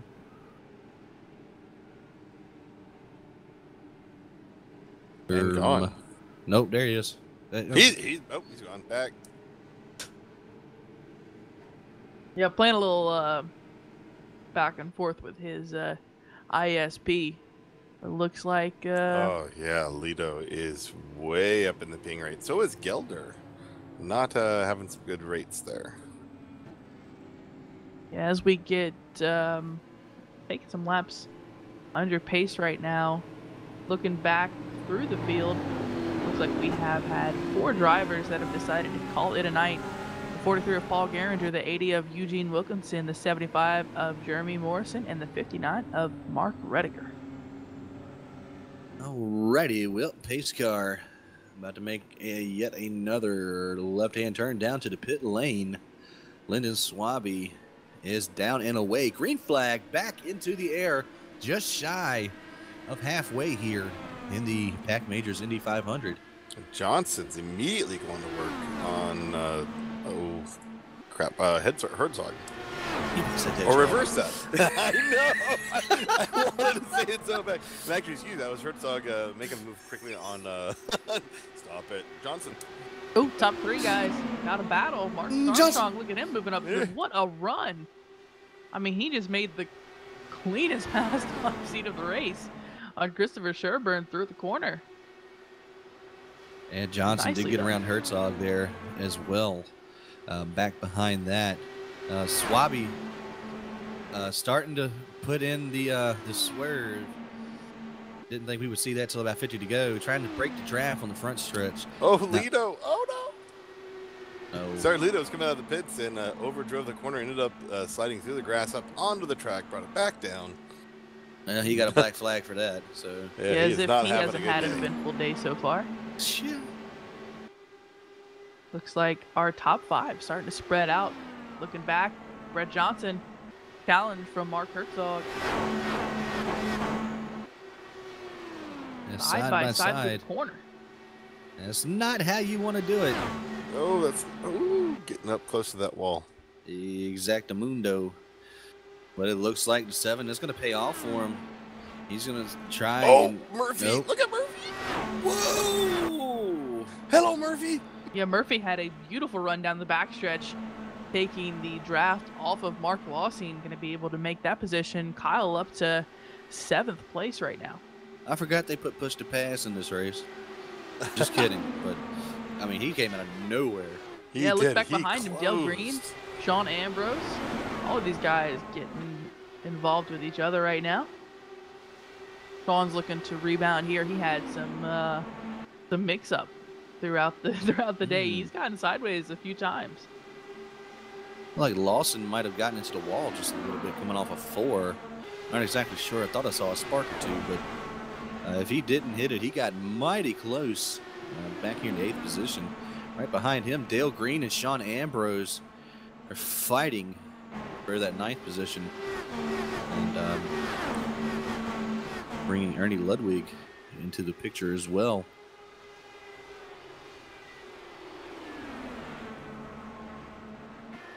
Ludwig, haven't mentioned him yet, nor much at all. I think the first time I was going to mention him, a caution came out right after I started saying his name. It's good to see him up into the field. Looks like Sean Ambrose making a pass here. Getting involved with Dale Green on the front stretch. Sean able to complete that pass going to turn 1. These guys are getting all over the track right now. Aggressive. Yeah, Ernie Ludwig. Looks like he's battling some lap down cars behind him. Got Randy Webster side by side with Mike Willett. Mike had a great run early on, got loose, got caught up with Scott Gruber trying to recover. Mike is sitting right now in the 14th position, the first driver, 1 lap down. Isn't he? No, he's 1 lap down, yes. For a moment there, I thought he was 2 laps. I can read. Thank you very much. I appreciate it. Wait, you're in Alabama, right? Down. And up front, Lyndon Swaby pulling away. 1.7 second lead. Christopher Sherburne trying to keep up with 2nd position. Marcus Armstrong keeping him in view. Looks like Sherburne trying to get that draft down the front stretch here. Over the start-finish line, just able to get about 2 car lengths off of Marcus Armstrong. Can't do anything from there. Got to say, clean air is king out here. Oh, yes. I'm watching a group back here. These are lap down drivers, but Scott Gruber, Sheldon Wolishan, John Odenbacher, all involved right now. Those are all 4 positions, 17th, 18th, and 19th. They were getting heavily involved right there. Oh, Scott Gruber on the outside. Not necessarily the line you want to take. Bold strategy, Cotton. Just a little bit. Both of those guys right there battling for the 17th position were up in the top 5 early on in this race, both having difficulties getting involved in incidents. And that is why they're caught 1 lap down.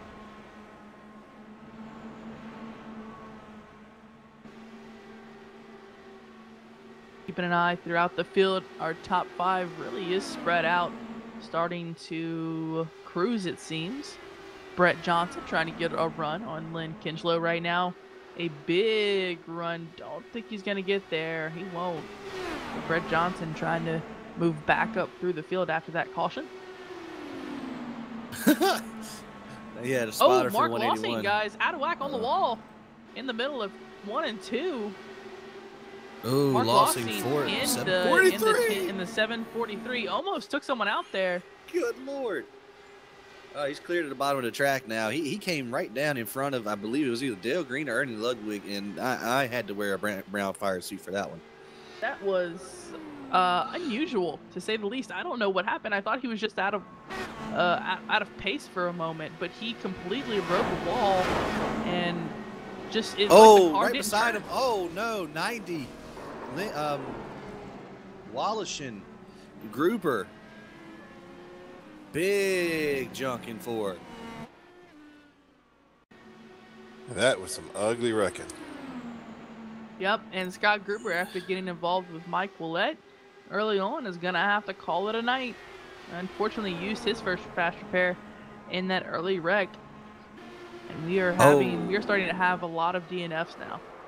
Yeah, it looked like John Ottenbacher, the 089, was given the position up to Wallish in there, and Wallishin cleared him coming off the turn.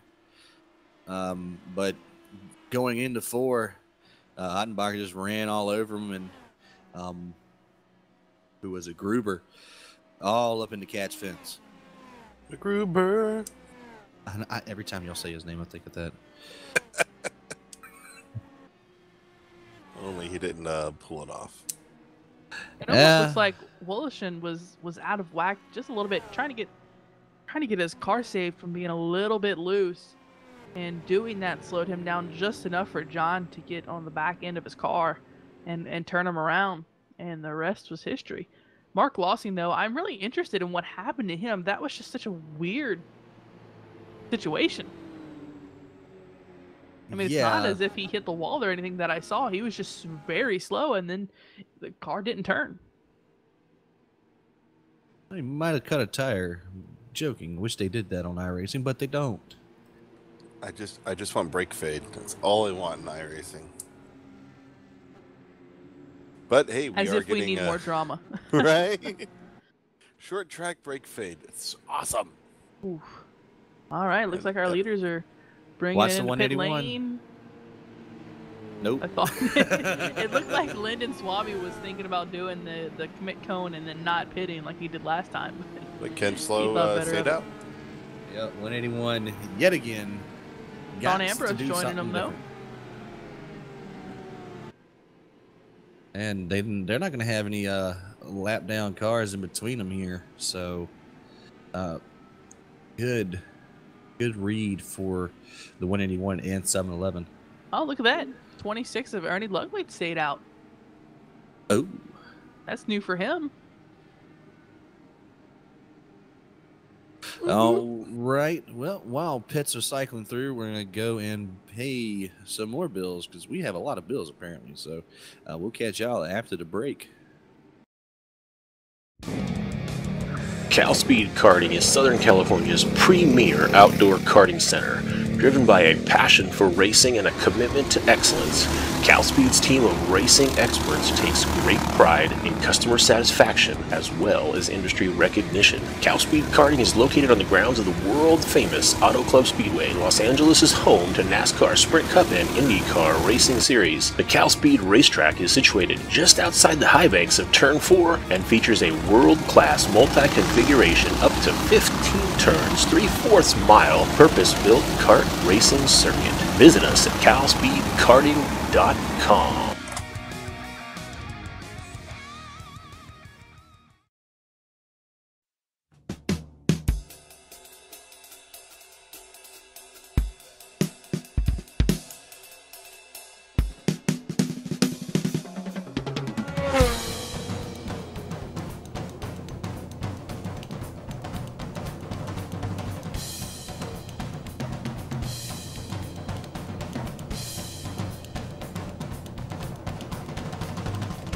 Fuel usage. averaging 0.10 gallons per lap. Pit stop, add 5 gallons. Change right side only. Hitbox in 10, 9, 8, 1. Bingo. 10-4, adding 5 gallons, changing right side tires.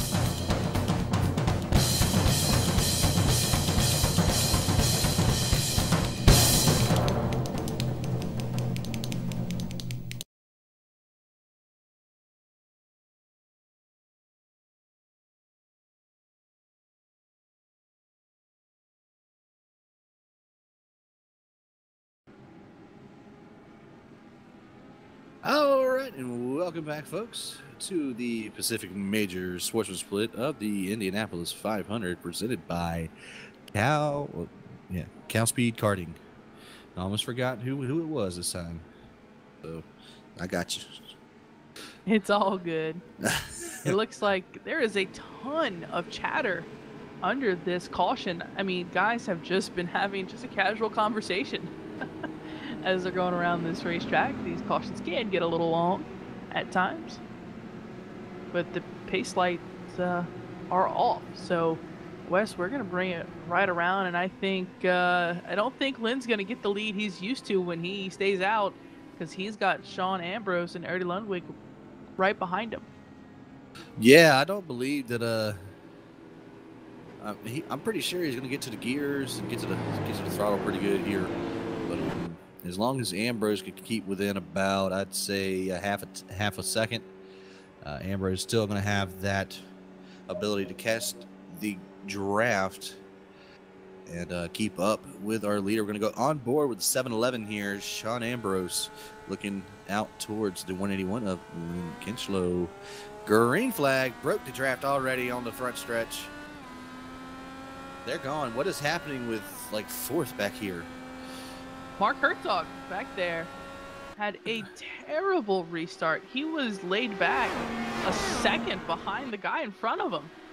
Oh yeah, it was a lap down car. Yeah, the two in front of him that caught him. The two in front of him, Randy Ho and or Huff, excuse me again, and Robert LaRon. Causing some trouble for our leaders. Oh, Sean Ambrose on the wall. Right, he just tail slapped smacked the wall there. Oh, he's loose. He's loose. He's gone. Heavy contact. No, he comes up over the line. There can be caution. Caution. Yep, there it is. Is out. Oh man, that hurts. It's almost like there's an invisible car in the middle of the racetrack as well, the way these guys are dodging back here. Really hate to see that the GSRC ride not succeed well. Just kidding. We love our GSRC brothers. Yeah, he's believe he should be able to get his fast repair in, and if he hasn't used it already, and get that thing back out there rolling. Because I mean, we're starting to lose our lead lap cars pretty quick. Yep, there it is. Bada bing. And he's still gonna go a lap down though. We had to go around for the pace car, but we should see the 181 come in, I believe. Lyndon Swaby on that last exchange though fell back quite a few positions. I believe he restarted either 5th or 6th, all the way back to 8th now. Oh, how the mighty have fallen. That's one way to put it. He needs to he's gonna have to go back off strategy like he was doing towards the beginning of the race, and maybe he can get himself back up towards the front. But it looks like our leaders have caught the pace car. Yeah, looking back to this restart, Swaby was trying to pass. He actually passed on the inside before the start finish line. I'm not sure how that's going to look, and as soon as he crossed the line, he gave those spots back. So that is why he lost all of that time. Yeah, more than likely with that whatever situation happened with the car on pit road, or the two lappers that just happened to be the second place's teammates, by the way. But that's neither here nor there. Oh, Ludwig dove in. Here comes Swaby behind him. Almost missed that commitment mark. Swaby brought Lossing and CR Reed down with him as well. Yeah, and then Swaby right in front of him. Oh, Swaby doing it. I don't know what just happened there, actually. Swaby just slammed on his brakes in pit lane. Looks like he touched with CR Reed a little bit there. Yeah. Swaby looks like he's trying to find his pit box like he's never pitted before. This is... wow, that was really random. He kept trying to brake for some reason, like he was expecting his pit box. That was very weird. Our leader, or the person that has led the most laps tonight, having some trouble on pit lane. I don't know. We're just over halfway. Maybe he's trying to pee in a bottle or something. I mean, it could be. We're got about 5 more laps into halfway here. Just at halfway. Let's see. Lyndon has cranked out 64 laps led. Lynn is working lap 26, about to take lap 27 in the lead. He could probably, I don't know. We'll see if he can get that lap count up.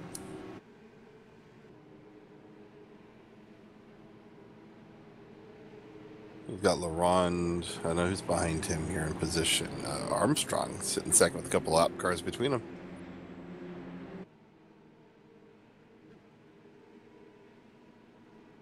Brett Johnson in that wonderful number 7 there. He is looking racy if he can get to a good passing point. He's definitely got the speed from the oh shoot, the dog bear. I want to say Red Dog so bad, but I'm looking at the Red Bull ride behind him of Herzog, but yeah, dog bear.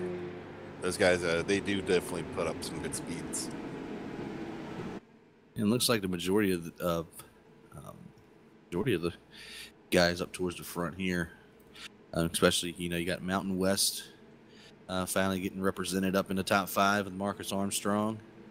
Ludwig actually looks like Kyle Murphy gone broke up in the top 5 as well. So.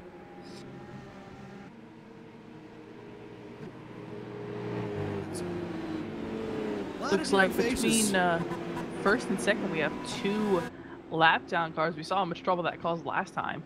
We'll see what that does this time around. Looks like we are down to 11 drivers on the lead lap, guys. It's that top end of the field is getting very thin, but still a lot of active drivers. We have 29 active drivers on the racetrack right now. You think at lap 100 we can get a gentleman's reset and just put everybody back onto the lead lap, or? That would be fun because you've got a lot of fast drivers caught a lap or 2 down. Yeah. Right, yeah, look at you there, Chris Beck, Oliette, Stowe. Stowe was huge at the beginning. Yeah, Fraser Marshall was up there as well. Christopher Sherburne with his recovery, and then all of a sudden had that incident happen. And Sheldon Woloshan. You have, I'm looking back through here now. We've got a couple of drivers that are just clean out of the race after using 2 faster pairs that were very fast at the beginning. But yeah, even those guys, 1 or 2 laps down. If they just get the chance to get back on the lead lap here, this could turn into a very interesting race. All right, we're getting ready to go. Green pace car's pulling off.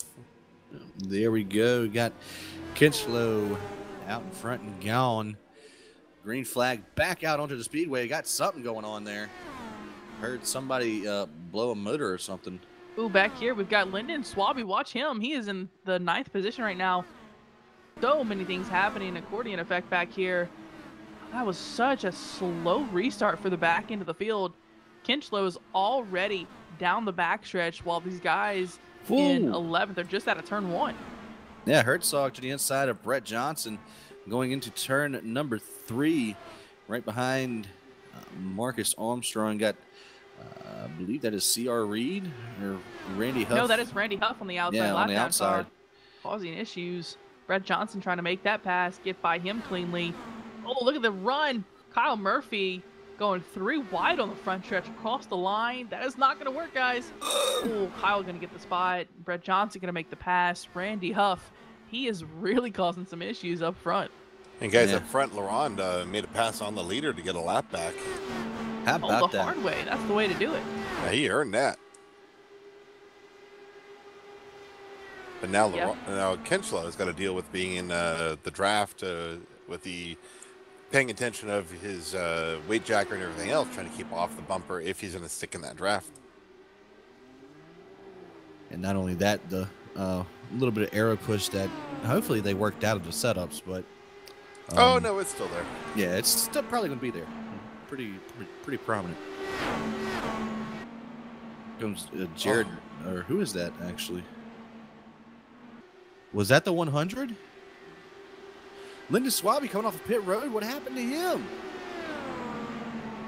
Up there, he's now 1 lap down. Yeah, looking back here, he entered pit lane last time. I don't see what's happened. He just went extremely slow. He was fine through turn 3 and 4, and then just decided to bring it into the pits. He might have had a penalty for passing the car before the start-finish line. That would be the only explanation that I could get for it, is that he had to serve a black flag for something. Marcus Armstrong is slowly chipping away on that gap up to Kinchlow. working, just started lap 99 next time around. Start on, I'm on, yep, replay. Hello, how you doing? Here we go, catch it up. There it is. 181 of Kinchlow going to take the stripe here and the halfway flags. We are 100 down, 100 to go. Yeah, Kinchlow out front, calling it over the radio there a little bit. Marcus Armstrong in second, trying to catch him. He's about 0.6 of a second behind him. A second behind that is the 57 of Mark Herzog in third. Kyle Murphy trying to stick with him in fourth, and Brett Johnson back behind him as well in fifth. Man, I've been watching Marcus Armstrong, and he is starting to push coming out of these corners. But he's trying to catch it to keep it off the wall. Definitely pretty close to that wall, working their way out of the turn. We're down to 10 cars on the lead lap at halfway. Started 34 on the night, and had one missed a start, and Jeremy Leto and a couple of guys start from the pits. But all in all, it's been a pretty decent battle of attrition. I mean, we have 10 cars stuck one lap down right now as well. And that's just been some poor luck. Solo spins, little wrecks, a couple of good fast repairs for some of these guys. They're looking to try to get that back. And they're not, their speeds aren't bad. They're all keeping competitive lap times. Yeah, to give you guys an idea of what happened there on that restart, look at 6th place Dale Green. He is 4 seconds behind our leader. Behind him in 7th position is Mark Lossing, 11 seconds behind our leader. 7 seconds separate 6th and 7th. That's how awkward that restart was. Yeah, a that's massive slow split right in the middle of that top 5. Ooh, Kyle Murphy digging to the inside of Mark Herzog. This is for third on the racetrack. Ooh, looks like Herzog almost about to slap the ball on the outside. A lot of that happening here. I think the 10 may have slapped the wall. Yeah, he's done lost a spot to the 100 and Swabby. Murphy! Murphy and Herzog almost touched.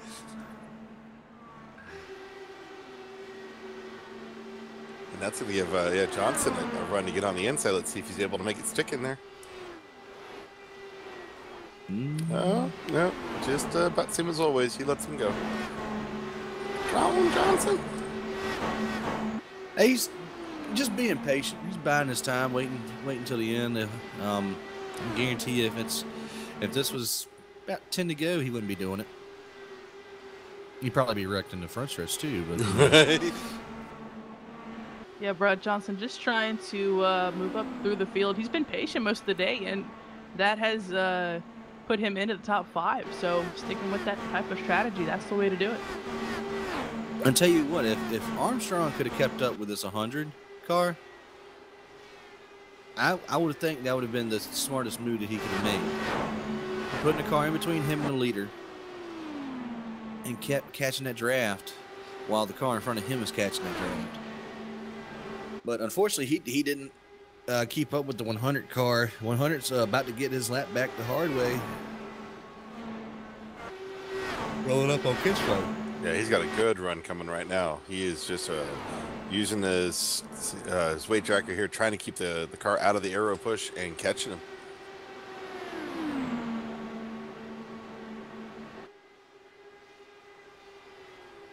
And Swabby's laying down some really good lap times. He is just a tick faster than the leader. Yeah, he's right behind the leader, trying to earn his lap back the hard way. Just like we saw Robert Laron do, who's now pulled away from our leader.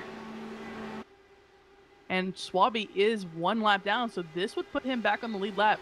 This is extremely important to get this pass off right now, because we know it can be a little tough in the IndyCar series to get that lap back once you've lost it. Yeah, Kinchlow having to drive his lines. Yeah, just as bad as Swabby wants to get onto the lead lap, Kinchlow is going to want to keep him a lap down, because that really is his biggest competition right there. Yeah, between him and Swabby, they've led, I would say, about 80% of this race. Yeah, combined. all but 4 laps, Yep, it looks yep. like. Yeah, so put my percentage up a little bit. And you About got the math. 95. Yeah, just round. Give or take Take a little Somewhere bit. in Carry there. to 1. Multiply by 0. Common Core for the win. Oh, God. Here we go. Good run off of 2. On the inside, Wobbly. there it is. Yep. On the inside, Kinslow going to let him go.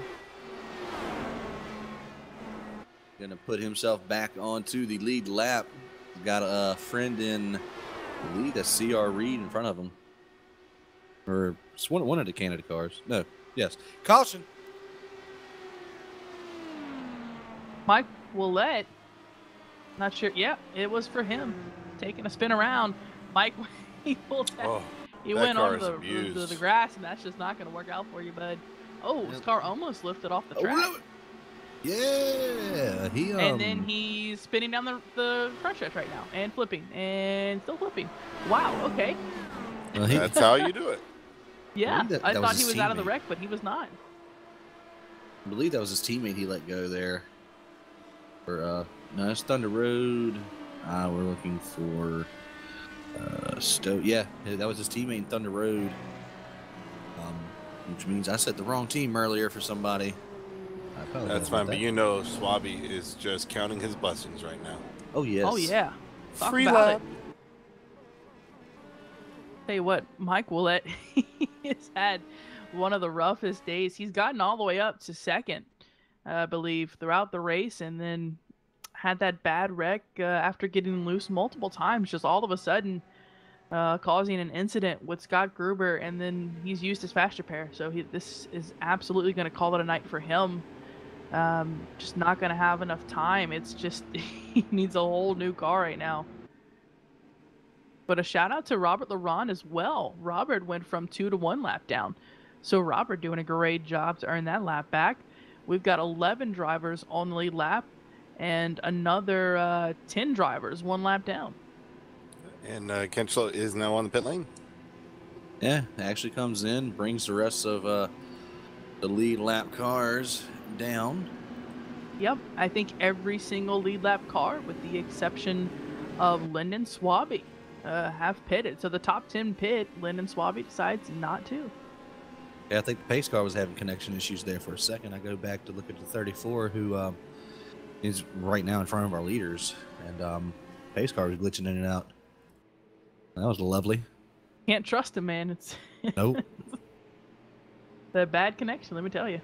At a toe. And these guys come off pit lane. It looks like Mark Herzog picking up a position from Marcus Armstrong and Lynn Kenchlow. Lynn actually lost a couple positions on the pit lane there. Lynn all the way back to 5th right now, as Mark is going to be in that top position here, depending on whether or not Swaby decides to bring it in. You know, guys, looking at this real quick, with where if these guys are able to stay out in front of the leader, then you're going to look at a whole bunch of cars getting laps back, unless they Yeah. decide to pit. Yeah, Chris Beck, the first one, right behind the pace car. We'll see if he brings the whole field of lap down drivers in. That was a decent little run there they had. I think it was about 10 laps, 11 laps. So Almost right on the might edge. be worth the gamble to stay out, get that lap back, and hope for someone else's unfortunate luck. Yeah, the thing is they want a quick caution, but 9 times out of 10 that quick caution would be someone that stayed out. So it's somewhat of a gamble for him. Chris Beck looking like he's going to stay out. We'll see how many drivers decide to follow his lead. Aaron Stowe, his teammate, behind him there. Got Wanba. Sean Ambrose staying out as well. Christopher Sherburne. John Adbacher. Fraser Marshall decided to pit here. And Robert Laurent decided to pit. Robert Laurent pretty much had to bring it in because he stayed out twice, trying to get his lap back from the leader of the hard way, which he did. Yeah, that's going to give quite a few laps back to guys who are 1 lap down. So that's going to really open up the competition. Yeah, which is exactly what we like to see. Couldn't Yeah, come the- soon enough. I'm excited to see what Chris Beck and Sean Ambrose can do. Those guys were way up at the front for a good bit of the first part of this race. Aaron Stowe is back on the lead lap, as and well, he was yeah. one of the biggest gainers early in the race. Guys stacking up a little bit. These guys getting the wave around. That was weird. Like John Onbacher is the last driver that's getting the wave around, and he's out of 4 right now. He's got to go all the way around. Our leaders are about to get into 3, so they've got to go get caught up. Yeah, they probably won't make it back around this time, but you know, we haven't had a run over 15 laps all night, so Yeah, I believe John Onbacher is actually down on speed now that I look at it. He is 20 miles an hour slower than he should be, so yeah, he will definitely not make it back around. But Sean Ambrose is the first driver, or the last driver, I should say, that is full speed right now, and he is caught up. So is Christopher Sherburne. So, yeah, these guys will just catch him. all right, pace car is off. Green flag out for Mark Herzog, leading his first laps of the race here in that 57 for Alliance Evolution. Big jump on the 100 of Lyndon Swaby. Marcus Armstrong right behind him in third. A pretty good breakaway for the top 3 here. Yeah, Herzog had a nice, huge jump. But these guys are, ooh, look at Marcus Armstrong. He wants to get back up front. Flexing some muscle there. Marcus has not led a lap. He's led 1 lap. 1 lap this race. Trying to lead some more. Oh, looks like he hit the wall there. Gotta be careful. Up in the front. I don't. Oh, and he does hit the wall. Yeah, smacked the wall there. It's going to give the spot to Lyndon Swaby here. Not too easily, though. Armstrong still fighting that car. Must have done something a little screwy with it on pit lane because it got tight. Yeah, Marcus Armstrong still pushing up. Going back behind him, Lynn Kinchlow battling with Kyle Murphy here. Kyle with the run on the backstretch. Fred Johnson going to have a good seat for this battle. Oh, Kyle going to move up. Push up. Yeah, he is definitely clear, but that is a close call. And Kinchlow moving back through that corner. Fred Johnson going to try and get a draft on him as Kinchlow moving around, trying to break it. He's there, but nobody's going to back out and still consider it too early. Yeah, that group gets a few car lengths between each one. Now they're just going to get their laps clocked off. Yeah, just about what they need to do. I mean, pretty much everybody's single file. Yeah, back far enough where you can still get the draft and make a run, but you're not getting that aero push. CRE falling back pretty rapidly here. Yeah, back to the 10th position. And don't know what's up with that as Johnson is actually there on Kinchlow this time, heading off into turn number 1. Going to complete the pass. Going to put Brett Johnson into the 5th position. But Kinchlow doesn't like that too much. Going to try and get back on that rear wing and get a good draft and get a good pull out of one of these corners here soon. Got Mark Lossing behind him at 743. 743 had an amazing run coming up. Wisely checked up going through the corner here. Wasn't in position yet to execute that pass.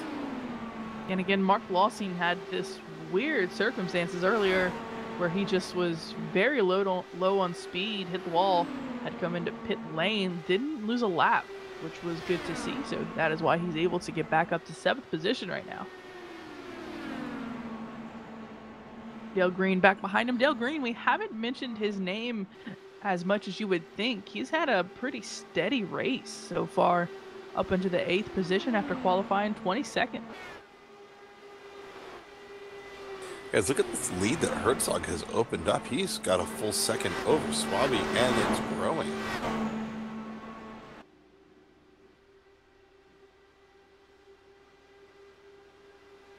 And Swaby pulling away from... Sean Ambrose. I think he... Yep, here we go. Sideways in front of Branson. Gonna get oh, loose. no. 7-11. Wow. That could have been a lot worse, to be honest with you. Yeah, it really could have. He got, again, he's been calling it close throughout the evening. Got into the wall in the middle of, or on the exit of turn 3. Hit it just a little bit. Started to get it back together, but then just got loose in the middle of turn 4. And that was all she wrote. And I believe that was, yes, Chris Branson. As I thought it was Chris Branson got involved with him as well. Everyone else, I think, was able to dodge that wreck. And again, our streak of not having a run over 15 laps continues. Well, that's good for all those guys that got a wave around, and of course, Sean Ambrose was one of those. But as we said, you're hoping for a quick caution, but you hope you're not that quick caution. Did you see? Yeah, Swabby about ate a lot of Herzog right there. Oh man! All of a sudden I'm like, you better slow down. We got it all the way blown up before we about had a soccer punt to Herzog.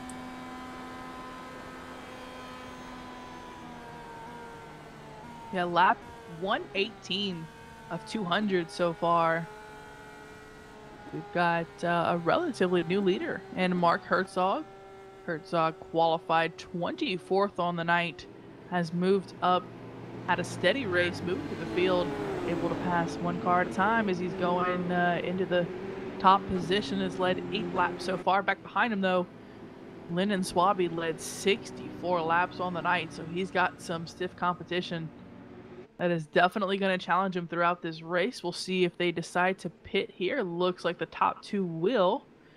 And it looks like Marcus Armstrong, Kyle Murphy, Brett Johnson, Lynn Kinchlow, all going to stay out as Mark Lossing brings it in. And it's about half and half from there.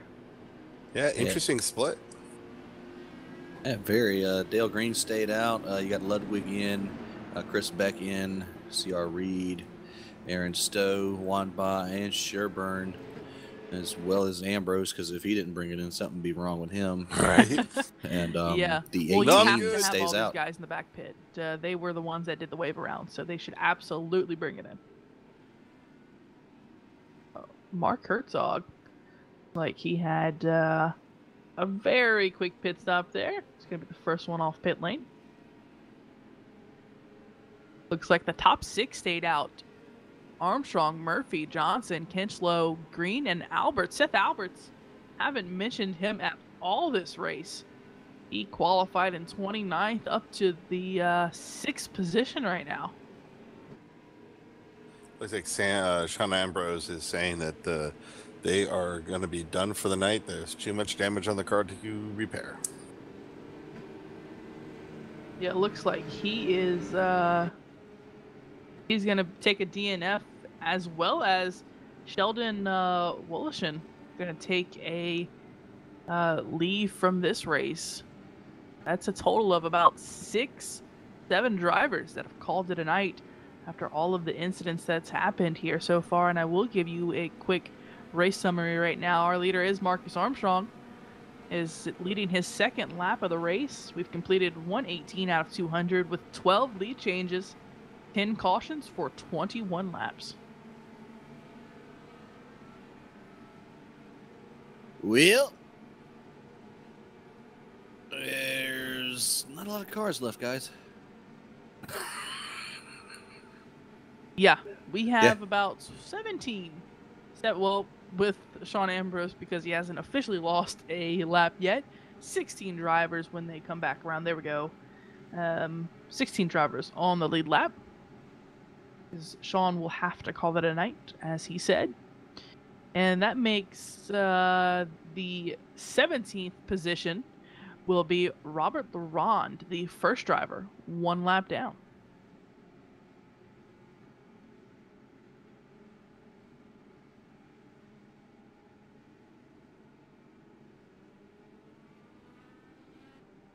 Looks like going on to the pace car here. The lights are off. We will go green this time. Marcus Armstrong and Kyle Murphy. Kyle Murphy finally making it up to the 2nd position. Kyle has had a solid race tonight, a beautiful race, I might add. He's had this way about him where he gets these insane runs through the Oh my front gosh. stretch. He has just been one of the best ones that I've seen tonight. His Able to ability get into that close, draft and take just advantage of it. It's impressive, his ability to approach and to execute those passes. We have someone like Brett Johnson, who we've seen get these big runs out of the corner, but not able to get there. The other side of that is Kyle Murphy, who has these big runs and has timed it so well. He clears them right before the corner, just as he needs to do.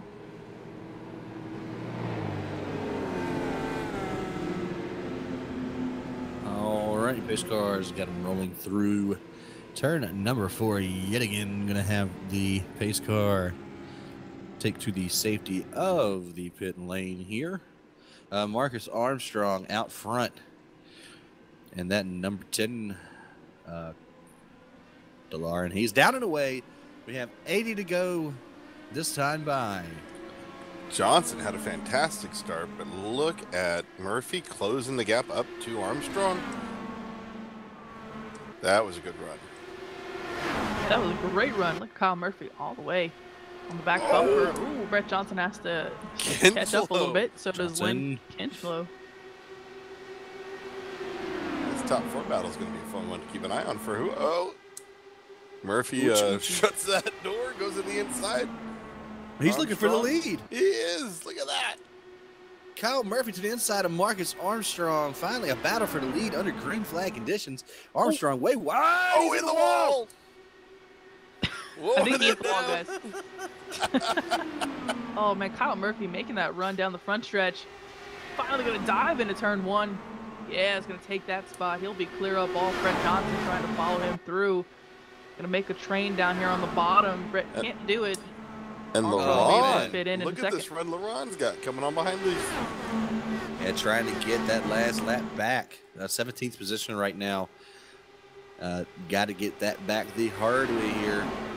As Kyle Murphy is taking over out front here. Marcus Armstrong still a little bit of damage from hitting the wall, still out in second. Brett Johnson gonna keep in the 3rd position, and Lynn Kinchlow rolling 4th right there. Dale Green just a couple of tenths off. Kinchlow is just dropping back all of a sudden. Yeah, LeRon taking that position. LeRon is doing a great job. If anyone can earn that lap back, it is him. He's done it before. This is an impressive run by him trying to recover. Ooh, Johnson looking on the inside, trying to get there in turn 3. Won't be able to do it. Ooh, got a bow back here, guys. Looks like Chris Beck. Oh, nope, sorry. That is Ernie Ludwig. Teammate Aaron Stowe. Chris Beck's around. Heavy impact into the turn 4 wall. Caution back on the speedway. Chris Beck. Well, no, that wasn't. That was Sherp. No, that was not him either. That was this guy. No, it wasn't this guy either. It was this guy. This guy. Where's he at? Fraser Marshall is the one that spun, the one you're trying to think of. There he he had is. the almost identical paint scheme as I believe Mike Willett. But yeah, Lennon Swaby giving him a little push through the corner, which in IndyCar, definitely not going to work. He just takes him out, and I believe that's Mark Lossing. Yeah, Mark Lossing took a shot to the front of his car. He'll have to pit here to repair some of that damage.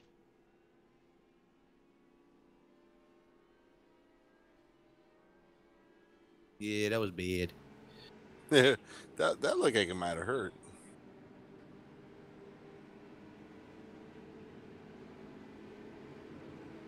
Ooh, got some little bit of trash talking over the radio under caution here. About the pace car driver at that. Oh, man. Keep it clean, guys. Keep it clean. It'd be nice Well, if they up actually front. let somebody. Lynn Kinchlow is into the pits. Or out of the pits, excuse me. Yeah, the space car is trying to catch. Our leader is all the way in turn 3 right now. That pace car is on the front stretch? Yes. What in the world? Well, unless Murphy, Johnson, and Armstrong don't want to be black flag for passing the pace car here, they're going to have to stop. Yeah, whoa that down. Yeah, literally, Brett Johnson has brought it to a blistering pace of 11 miles an hour. LaRond is down to 40. Yeah, Kyle Murphy out of turn 4 right now. Pace car. Still got to catch him. This is wow. This is impressive. I don't know what these guys are doing. Oh my The God. pace car was just so slow. I think it was just odd timing of where that caution fell. This is one of the most exciting Murphy things in their whole just went into race. the pits. Isn't that a closed pit? That is a closed pit. Would think so. Brett Johnson is still waiting for the pace car. He's still stopped. But Kyle Murphy's in the pits. And Armstrong finally behind the pace car. Yeah, Brett Johnson just literally brought it to a stop. 6 miles an hour.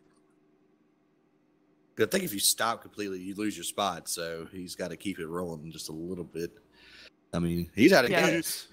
4 miles an hour. Yeah. Oh wait, I got some gas. I got some reserve in the frame somewhere. Bloop. Here comes the pace car out of 4 now. Thank goodness. Well, Kyle Murphy's already completed his stop. He's off of pit lane. And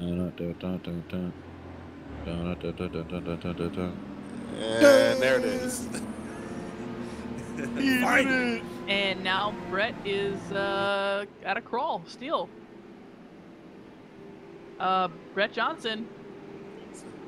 I think he killed his motor. You can't restart your motor on these. Oh, he's back. Okay. That was very odd. And now they're bringing it into the pits. Wow. Holy cow. Caution. Kyle Murphy is on the backstretch stopped, guys. Waiting for his pace car. I don't know. This is madness right now. Madness, Isaiah. I am so confused. This is I've never seen anything like this. Well, Kinslow stayed out, so that's good. The pace car stayed out. No, he's a minute and 13 behind our leader. Kyle. Oh my God, Kyle Murphy is into 3 right now.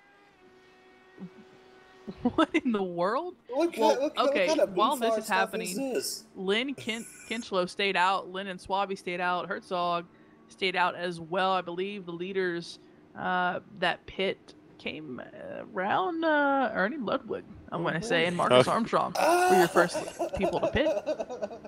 Here comes the pace car. Here we go. Right. Fire it back up. Go, go, go. Oh, and there we go. Everyone passes him. Come on. What in the world? I wonder if he got black flagged. I don't know what's going on. He had to, right? We'll see. But you have to serve that under caution, under green. Well, he probably, I don't know. Yes, he did get black flag for pitting. Kyle Murphy just came over the radio and said he did. So I'm wondering, this has got to be an EOL, right? Because if he had to serve it under green, he'd still be at the front. Oh, jeez, this is weird. Well, I'm going back to circle track or to short track. Yeah, well, lights are off pace car. The 9 just may have gotten, I mean, for better lack of a word, screwed out of a win here. But Kid slows down and away. Green flag back out into the air after that confusing segment of tomfoolery with the pace car there. Yeah, Kinchlow out front, and he's got a lap down car right behind him in Jeremy Leto. And right behind him is our second place driver, Lyndon Swaby. So he's got a little time to make up, about a second now, as Lynn got that quick restart. He's got Mark Herzog peeking out to the left-hand side. Oh, yeah.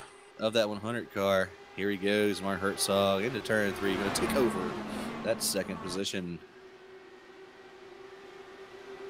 Herzog showing a lot of great speed here in the second half of this race.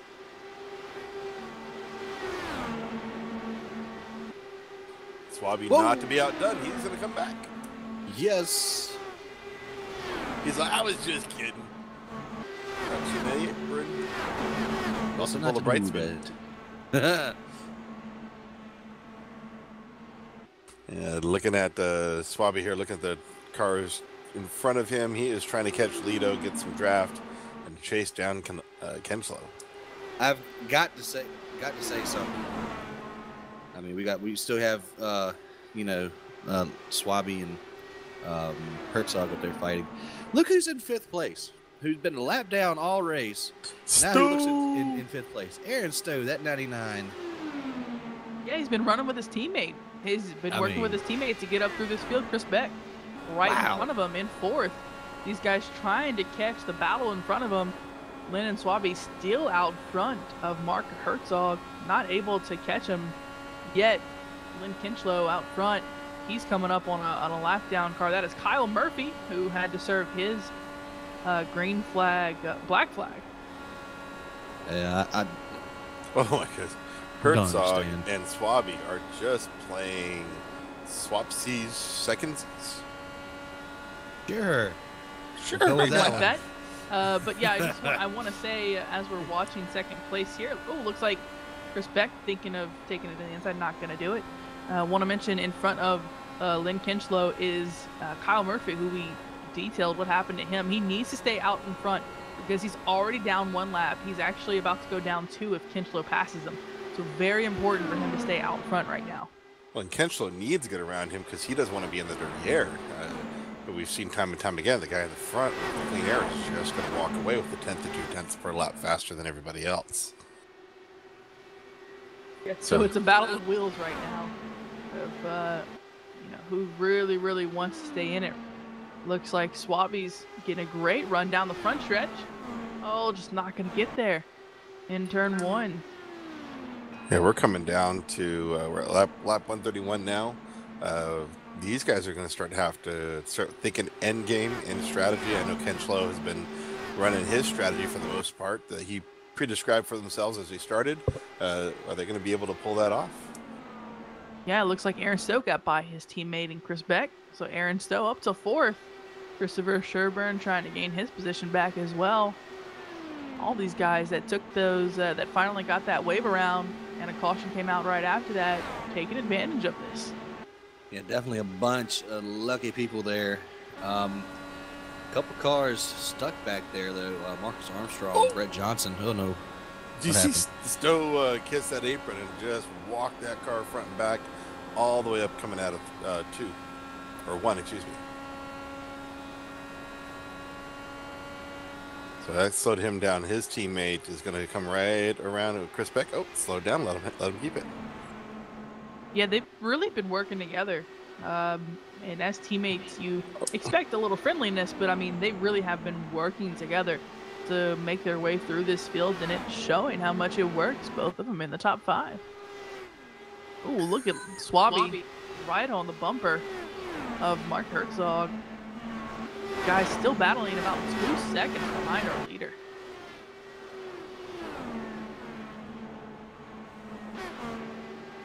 Kinchlow's gone. Oh no. Who's on the... Whoa. No, Johnson and Armstrong. Armstrong all of a sudden darted all the way down past the apron onto the running. No, Armstrong's his knee. Where Johnson is. Oh my gosh, these guys, you don't run on that part of the track. No, you don't. Yeah, they're not the only ones. We've seen quite a few drivers try and clip the apron a little bit, and it's just not going to work for you. Sean Ambrose was the latest victim of that. Yeah, both Armstrong and Johnson both exchanged positions from doing that exact maneuver. And everybody's just back to, single line. Yeah, cruising right now. Trying to lay down some laps. Swaby looks like he's gonna lay back from Herzog, let him go. See if they can just put down some time right now, because we do have about 75 laps to go. Sorry, 65 laps to go. Oh, yeah. It looks like Kinchlow is just going to allow Kyle Murphy just to sit up there and run his laps. They're almost exact lap times between he, Lynn, and Mark Herzog all running, and Lyndon Swaby all running almost identical lap times, just cranking around. Yeah, guys, I want to mention someone back here on the lead lap in 13th position, Robert Laurent. After all of the badness of last caution, we didn't get a chance to see him get the wave around. Oh, Ottenbacher's loose, or someone was loose in front of him. Yeah, that was Ottenbacher. No. That was Dale Green, Webster. I think. Randy Webster. Okay, I'm sorry. Dale Green was the car currently in front of him, I believe. Oh, man. But Robert Laron doing a great job getting that recovery. Just wanted to give him a quick shout-out in 12th right now. How about Ernie Lundwig? I don't think we've talked about him all day long. He has got him to 9th place, and he's battling with Armstrong. Yeah, almost into the wall, too. Trying to get into 3, but, yeah, definitely a good showing for that Northern Lights race team. The Canada Club had thrown together a great year so far. With their first year. Awesome for all of them. And as a team coming out and helping each other out, all running similar paint schemes, which makes it a little difficult. But, hey, these guys are pretty well dialed in as a club. It's very impressive.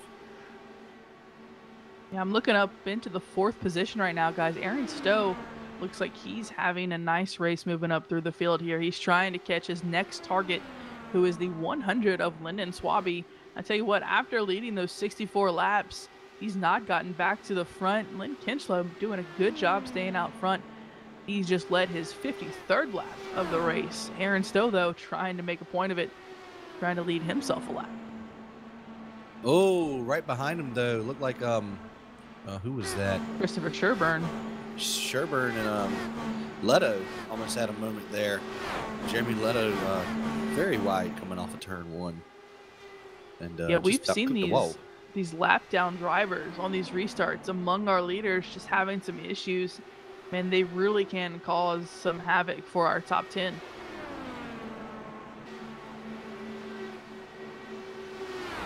I thought someone almost hit the wall. I apologize. I had to catch my breath a little bit. Fred Johnson looks like he's trying to catch Scott right in front of him. Scott Wongbaugh. He had a very good recovery after doing a beautiful job at dodging a wreck early on. That was extremely exciting for him. Looks like he's calmed down, has made his way into the 7th position. They're trying to catch Chris Beck in front of him. This is 6th through 8th on the track.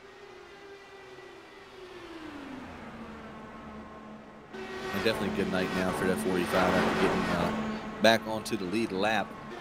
Another one of those drivers who took the wave around a couple of cautions ago and got the quick caution right after. So good on them. Still looking through. Let's see. Not a whole lot going on in the track right now. Guys, worth mentioning, Lynn Kinchlow had an extremely slow lap. I think he hit the wall into 1, and his lead has crumbled to 1 second. Mark Herzog is catching him. That last lap was about 0.4 of a second faster than Lynn up front.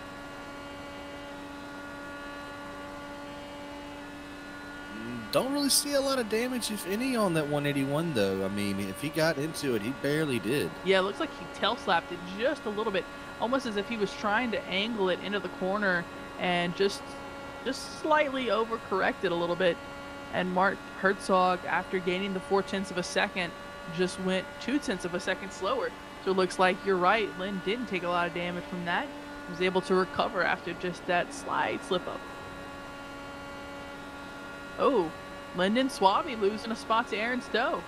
Aaron Stowe into the 3rd position. Yeah, I think Stowe is really going to try to put his name on this trophy tonight. Yeah, but he still has to deal with Lyndon Swaby. Man, Lyndon has been the class of the field for the majority of the night. Even if he hasn't been leading, he's been around the top 5. And he's just trying to stay there. We'll see. Herzog and Stowe, they're fighting for that Sportsman's Championship, too. Herzog's in 2nd place coming into this race. Stowe is in 5th. So good to see Stowe make a great recovery after being stuck a couple laps down here as he's going underneath the 100 of Swaby. Still side by side, working their way through turn number 4. Yeah, this is allowed Christopher Sherburne behind him. Ooh, bobble. Christopher Sherburne, look at the run he has. Tree wide, almost. Oh, Christopher thought better of it. Lyndon gonna get the spot. Stowe gonna fall right in behind him. Christopher Sherburne is also someone that hasn't had the easiest race tonight. Qualified 32nd, all the way in the back of the field, has made his way up to 5th. Good little run for him. A good little run for the whole race in general, because we have finally hit the 15-lap threshold. There we go. We're on a good green one now. Yeah, Lynn Kinchlow, just want to update you guys. He has stretched his lead to almost 2 seconds, so he is back into it, putting down those very quick speeds. Ooh, there we go. Christopher Sherburne getting the spot from Aaron Stowe. Just blew right by Stowe. I think Stowe might have burned his tires off there. He's got, looks like Chris Beck is a lapper behind. Got a lap down car of Leto running behind the 99 right now. Leto still 9 laps down. Ken Kinchlow, leaders, coming into pit lane. Yeah, Lynn Kinchlow bringing it in. Lap 144. His tires were looking like they were just about done. Well, Mark Herzog is going to inherit the lead there. I'm not sure if they can make it, if he can make it from here. I think they can run just at 50, because I want to say that Rossi had to run like 52 or so year before last to win the Indy 500. So it should be somewhere similar to that. Just got word from the radio guys. Sorry, they cannot make it from here. They will need one more stop. All right. Well, we're going to be looking for them probably about 25 to go, somewhere around there. So sounds about right. So we've got our former leader is just about to get lapped down. He is coming on the backstretch right in front of the 57 of Herzog. Yeah, just able to stay on the lead lap, I believe. Quick stop in these Indy cars. Yeah, you gotta love a 7-second pit stop. please, thank you. Right? NASCAR says, right. what? Yeah, you go from what, about a quick stop being 11 seconds, 12 seconds for NASCAR to 6 seconds for IndyCar, and you go over to F1, who's got what, 2 second stop? Right. I mean, 3.2 is like their good stop. Yeah, right. You blink and your tires are changed. It's like, huh? Right. Well, Herzog, good lead over Swaby right now, just about 3 seconds in that Alliance Evolution ride there, 57. Good to see him out front. Schwabe, that independent. Oh, somebody's around. Is that Sherburne? Looking for it. No, Sherburne's fine. Sherburne actually just lost a spot to Aaron Stowe. I'm not quite sure who went around, guys. I didn't see it. I was watching the battle between Stowe and Sherburne. Still around. Sorry about that. Oh, man. Who is that? That's Jeremy Leto, actually. Oh, lap down. Leto. Either way, the caution does not come out. We stay green, which is exactly what Kinchlow wants to see. Yeah, he ran that what do you call that thing? Rumble strip down there. Pretty good. We're gonna pretty much put him out of the race now. Yeah, that's gonna be one beat up car right there, and he's still 10 laps down. Battle for second. Aaron Stowe around Lyndon Swaby in turn one. Looks like they're gonna. I think they're gonna try to do the old leapfrog technique and see if they can start exchanging that spot. See if they can try to climb up and get to the rear end of the 57 of Herzog. Yeah, there's a Aaron whole lot Stowe of just hit another level. Yeah, there's a whole lot of nothing in front of Stowe. Brett Johnson. He's got to catch Herzog. Yeah, sorry, Brett Johnson just made a pass on Scott Wanbaugh, who Scott has had a very eventful race. He's back to 7th position. Brett Johnson up to 6th. Looks like he's gonna aim for Chris Beck right in front of him. We've got what, third through 7th, right here in the picture. These guys back to back. Looks like Christopher Sherburne leading that pack. I'm sorry, Lyndon Swabby leading the pack. Yeah, that's a good-looking group of cars right there. All nose to tail, running through.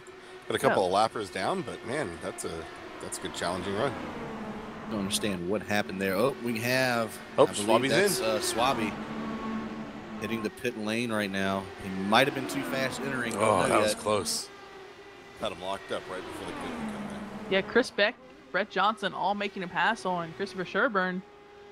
Christopher trying to hang on until he makes his green flag pit stop here, which they should start soon. Lynn stayed out a little bit longer than these guys, so Lynn should have come in a few laps before. And there's Sherburne spotters saying that they are going to be pitting in.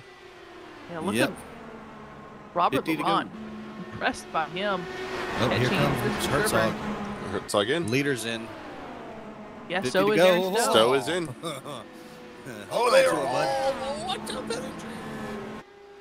Oh, beautiful job by these guys. That Way to is get slowed down. jungle of cars coming in. Yeah, Brett Johnson will be your leader now as he gets passed by Robert LeBron trying to get his lap back after pitting. Sherburne slid into his pit wall. Ooh. Oh, no. Yeah, that's not what you want to do. He's stuck on the wall. Oh, no, he's not. He's good. He's Nope, good. We're good to go.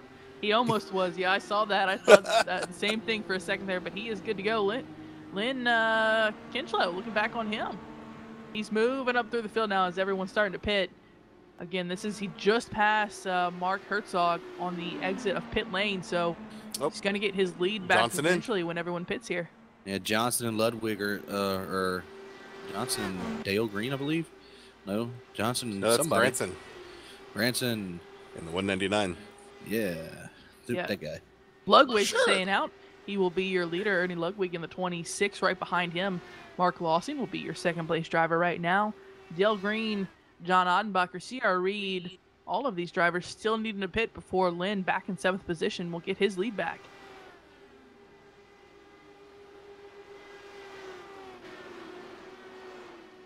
Yeah, looking through, everyone is lined up really nicely. Leto is doing a little Tokyo Drift action. Not the best strategy for this track, I'll have to say. Ooh, Ludwig staying out again. So is Dale Green. Mark Lawson is in, though. Mark Lawson has decided to bring it to pit lane. That will bring Lynn up to the 5th position. Yeah, I'm thinking the top three's trying to make it stretch to see if they can make it from their next pit stop. Because Kinchlow's got to come back in, and pretty much all the rest of them as well. These guys stay out for not long enough, and they might not have to come in. We're working on about a 25-lap run here, 26-lap run. Yeah, looking at Lynn, he's up to P6, just waiting for these other guys to pull over and take a pit stop. And Kyle Murphy's working his way out of the pits right now. It's like we had about a 30-lap stint for C.R. Reed and for Lundwig. That they can go a couple more. I believe that if they stay out for about another 5 or 10 laps, they can make it from there. That'd be a tough one. Those tires, these guys are turning almost 42-second laps versus you're looking at the guys who are freshly pitted are in the low 41s. So that's a second and a half time difference. Ooh, John Odenbacher bringing it in. Was just listening over his radio. They were talking about how they can make it about 30 laps on fuel, so no one can make it from here. Important to remember, no one can make it from here. Everyone will eventually have to pit. Well, C.R. Reed on pit lane as well, following Odenbacher. And come to the attention of their crews here. Ernie Ludwig still out front. Oh, there he goes. He's coming to pit. Yeah, finally made the decision to come in. Good on him because he can't really stay out for too long. Dale Green will take the lead now, the last car to stay out under this green flag pit stops. I'm doing my math right. Herzog is just about 5 seconds back from Kinchlow, so it pretty much equaled out. Oh, Seth Alberts. Uh-oh. Pushed out right in front of Jared Morgan, almost collected him in. He almost grabbed a hold of Aaron Stowe there for a minute. Yeah, Seth Alberts battling a really tough car all race, it seems. Aaron Stowe, though, able to get by him cleanly. And the pack we had before has dispersed after these green flag pit stops. And they're pretty spread out right now. Here comes Dale Green after leading a lap. Yeah, gonna nab himself a little point. Leading lap, good on him. Looks like Seth Albert's gonna bring it in this time. That's a good decision. Yeah, Lynn Kinchlow will be your leader across the line now. 43 laps to go. He has led 60 so far, 4 more laps, and he will tie Lyndon Swaby for the most laps led this race. Ooh, look at the gaps there as they're hitting the lines. Herzog about 5 seconds off, 9 seconds off is Swaby.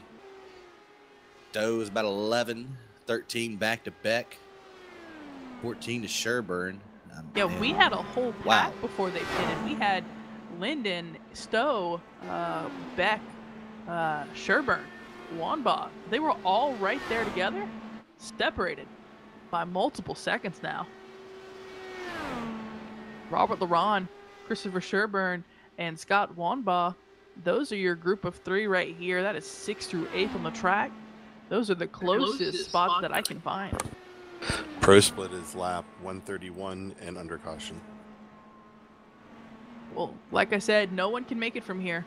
Even the guys that just pit, like Dale Green, they cannot make it from here. So this is going to be an interesting race to see if a caution comes out before or if they're going to have to go green all the way to the end. Yeah, I would start looking if these guys are going to start pitting right around lap 28, 25 to go. That's what I would think the majority of them would come down, to be honest with you. But, you know, the 181's always been off strategy, off cycle. So, I mean, even now, it's still off cycle. So, could be seeing them exactly a 30-lap threshold, which would be in about 10 laps next time by. But I would hope that they would wait until the 25 just to make sure in case we do get caution. Yeah, well, Lynn, he pitted almost 15 laps ago.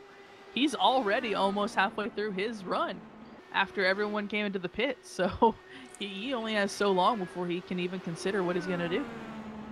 Right, and looking at the lap times here, Lynn is cranking out about a 41.4 every lap, 41.5. Herzog, who's got fresher tires, is at a 41.1, 41.2. He's got 2 to 3 tenths of a second faster lap times, although he is 4.5 seconds behind.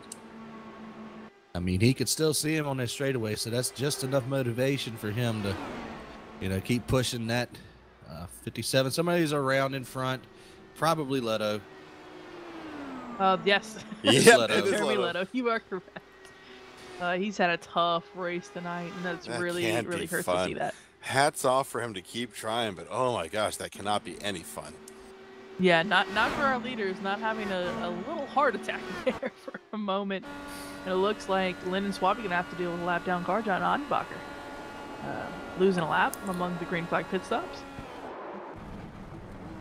I'd say a big loser out of those stops were Brett Johnson and Dale Green. I mean, well, Dale Green had been running the, mid to back of the lead lap pack. But Brett Johnson, I mean, he's been top 5. Yeah, tough. All the way back in 13th now. 28 seconds back. But look, we got a battle, guys. Oh, Robert Laron cut his wing from Chris Beck. Chris Beck completely cut him off. Robert trying to recover from that. Nicely done on his part. Christopher Sherburne going to try and catch up to him. But Robert Laron was right on the back of Chris Beck. And I mean, Chris Beck cut his nose off. Christopher Sherburne going to make that pass look easy. Yeah, definitely did. Laron gathered himself back up there because I believe he might have got a little piece of that wall coming out of 3, but it's hard to tell with the camera angles that I have right now. So, but back behind him, Scott Weinbaugh looking to take over to 7th position, making a decent run on him. Yeah, I'm still impressed with Robert Laurent either way because he has done a great job. He's actually got his lap back twice the hard way. And it's impressive to watch someone do that, especially at a track like Indy. Of all tracks, of all cars, doing that here, it's just impressive. And Robert Laurent having a great recovery up in the 7th position after qualifying 18th. Herzog has cut the lead down to just under 4 seconds last time by. Let's see where he's at now. I believe he might have, he's got CR Reed in front of him. Yeah, he's stiff in that draft too. Yep. That'll help give him a boost because right now, looking at our leaders, he's got no one in front of him to give him any kind of aero assistance. And only gained a 10th. That 181 is definitely hooked up. Yeah, he's hooked up, but we mentioned, guys, that Mark Herzog was about 5 seconds back. Oh, look at the leader. He is coming up on 2 injured cars. He's got Randy and Jeremy, both cars just beaten up, and he is gaining on these guys fast. Yeah, like I was saying, Mark Herzog was 5 seconds back after the caution. Is now cut it down to 3.8. So Lynn is very quick, but I think Lynn's getting slowed up a little bit every now and then by some lap down cars, and that has allowed Mark Herzog. He aproned it. Kenchel just kissed the apron again and had to walk it up. That's not a fun feeling when he goes front, back, and you're just sliding up toward the wall. Yeah, you're right. That's going to look, his lap time has also suffered pretty big from that. Allowing Mark Herzog to shave that down. He's now 3.5 seconds back. Oh yeah, he well, that was the car in front of him, but and he getting off of Randy Ruff.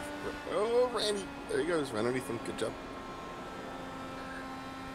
Too many white cars. Too many. Those Canadians. Everything's blending in now. I appreciate Herzog's blue and yellow right there. But Herzog's almost down to a 3-second gap. Yeah, he's closing. It's all going to be about this pit stop. I mean, the pit stops are short enough to where if you just take fuel, Got it's a battle, be the guys. same as tires. Robert but... Laurent side by side with Scott Wanbaugh. Scott making that pass pretty quickly there on the backstretch into turn 3. Going to clear them all the way by the time they get back on the front stretch. Going to have a few car lengths lead on them.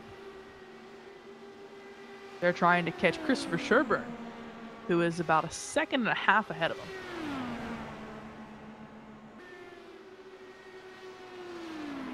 I just found Brett Johnson again, and man, he is just not having a good last quarter of this race. That's highly unfortunate for him. And for a guy who's just chopping out and making his way from 10th to 7th to 5th, and now he's suffering back there in 13th, last car on the lead lap. But now Herzog officially under 3-second gap. He is being able to smell the fumes from the back of Lynn Kenchel's machine. That's one way to put it. Oh, Gelato again around in front of the leader. I just don't understand why. You gotta hang that up. We're still. Oh my Jesus. Oh man, we're hang not on there, bud. yet, boys. We gotta make sure she's dead. Dinner and a show? This is. We are coming up to the window. Jeremy's been having a tough race, but he's sticking in it. He's sticking in it. Qualified 30th, up to 23rd. He's gained 7 spots, so having a tough time, but able to pick up a few positions. Yeah. Meanwhile, now Herzog is coming up behind Leto. Let's see if they're able to get around. Oh, Caution's out. That changes everything. And we're at 30 laps. That is our pit window. Yeah, I'm not seeing who it's for. Actually. Oh, it's right in front of the leader, actually. 181 had somebody. Marcus Armstrong beat up car. Yeah. That no good. Marcus Armstrong was right in front of Boom. Brett Johnson, I believe. Oh, heavy Oh, impact. yeah, he started off tapping the wall, and then looks like he started to get going again and just looped it. Oof. And did a clean little turn. Oh, wow. Yeah, that In was front a of the tough ride leader. for him. Yeah, look, yeah, right there. We've Ken got Slow just Ken said, on the grass between the access road, trying to avoid that car. Almost. Oh man, within inches and feet. well, this throws a spanner in the works for everybody else on strategy. So it's pretty much heads up now. Yeah, well. Oh no. I believe we have some damage to the 100 car. A lot of damage to the 100 car. What in the world happened 96 just didn't slow down. Completely picked the rear of the 100 car off the ground. I mean, the entire back of that car was off the ground. Holy cow. there? Yeah, early dominator of the race. We're going to see if he has a faster pair left, because that's just going to be unfortunate for that 100 to That is damage. have to, you know, throw the white flag up for that. I mean, Yeah, you can see the back of that car. it's Heavy tore up. damage. Those wheels are the wheels touching the ground. It's I'm looks having the so same. hitched up. I'm having the same graphical issues as every car. Well, we're about to see if he's used his fast repair so far. I can't remember if he has. He seems to have dodged all the other wrecks. Let's see. He's going to pull into his pit here. There it yes, is. Good. use the fast repair. Great time to have that in. Yeah. Chris Beck in front of him overshot his pit box a little bit, but that's okay. I believe we have Mark Herzog out of the pits in first. We do indeed. Kinslow in second. Swaby third. Stowe in fourth. Wanba up to the fifth position. All right. Well, we're going to do one more quick commercial break before we wrap this thing up here in the next couple of laps. So we will catch y'all on the flip side.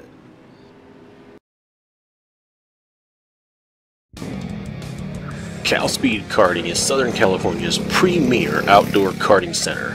Driven by a passion for racing and a commitment to excellence, Cal Speed's team of racing experts takes great pride in customer satisfaction as well as industry recognition. Cal Speed Karting is located on the grounds of the world-famous Auto Club Speedway. Los Angeles is home to NASCAR Sprint Cup and IndyCar racing series. The Cal Speed racetrack is situated just outside the high banks of Turn 4 and features a world-class multi-configuration up to 15 turns, 3/4 mile purpose-built kart racing circuit. Visit us at calspeedkarting.com.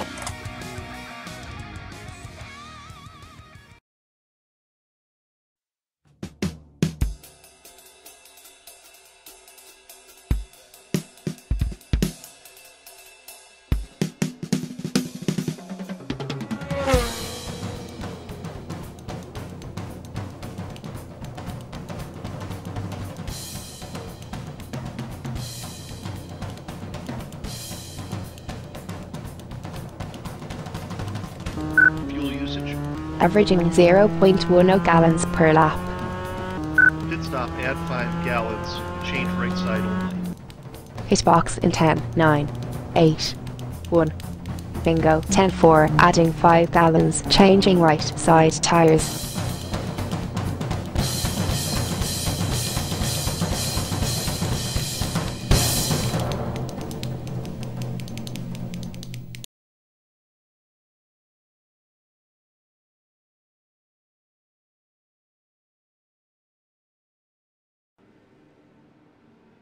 All right, guys, welcome back. We want to thank y'all for sticking with us through this whole race here. It's been a long time. We're running at 2 hours and 45 minutes so far in official time. Gotta also thank our sponsors with Cal Speed Karting and I Analyze Racing. Big thanks to those for supporting the PAC majors in this race. We just saw a couple commercials from those guys, so you know, go show them some love and do this, that, and the other with it, I guess. The last part made no sense. Here we go. Everybody is good on fuel. We're going to come back to green flag conditions with 23 to go. Lynn Kinchlow going to have the lead. Apparently, Mark Herzog missed his box, and everybody's going to have to be on their toes here. You've got two of the most dominant cars, nose to tail right now. Oh, and that was a good start for the 100 as well. Lyndon Swaby not letting that 181 get away from Kinchlow, leading the field into turn number 1. And Aaron Stowe, our latest fast charger, he did not get a good restart, and he is dwindling back there. Yeah, he's got Wanba all over his rear end, as well as Chris Buck. Here comes Swaby. Big run. Can he get there? No, he's going to have to back off. Rolling it through turn number 3 now. Yeah, watching these guys trying to sense each other out, who's going to make the pass or if they're going to try to run it. We are at 27 laps to go. We're in our pit window. Oh, look at that big, huge run. He's down on the inside. Swaby to the inside, going into turn number 1, going to take over the position from Kinchlow. Kinchlow still fighting on the outside, squeezes it in there, 100 to the lead. Yeah, this is a battle between the 100 who's led 65 laps. Lynn Kinchlow led 76 laps. I mean, these are your 2 leaders of the race. The dominant forces are still at the top. Now Swaby just needs to go ahead and put a little bit of a gap in between both of them, because it does not look like Kinchlow is going to be able to get that draft rolling off of turn number 4 here. Kinchlow looking to fall back into the grasp of Stowe. Yeah, Kinchlow does not have a good run going on. Stowe is closing that gap real fast. Yeah, it really is.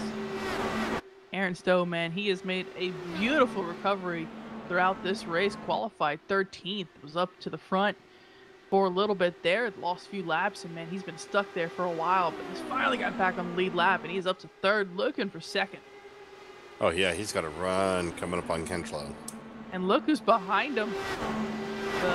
Probably the best play of the race on my part so far.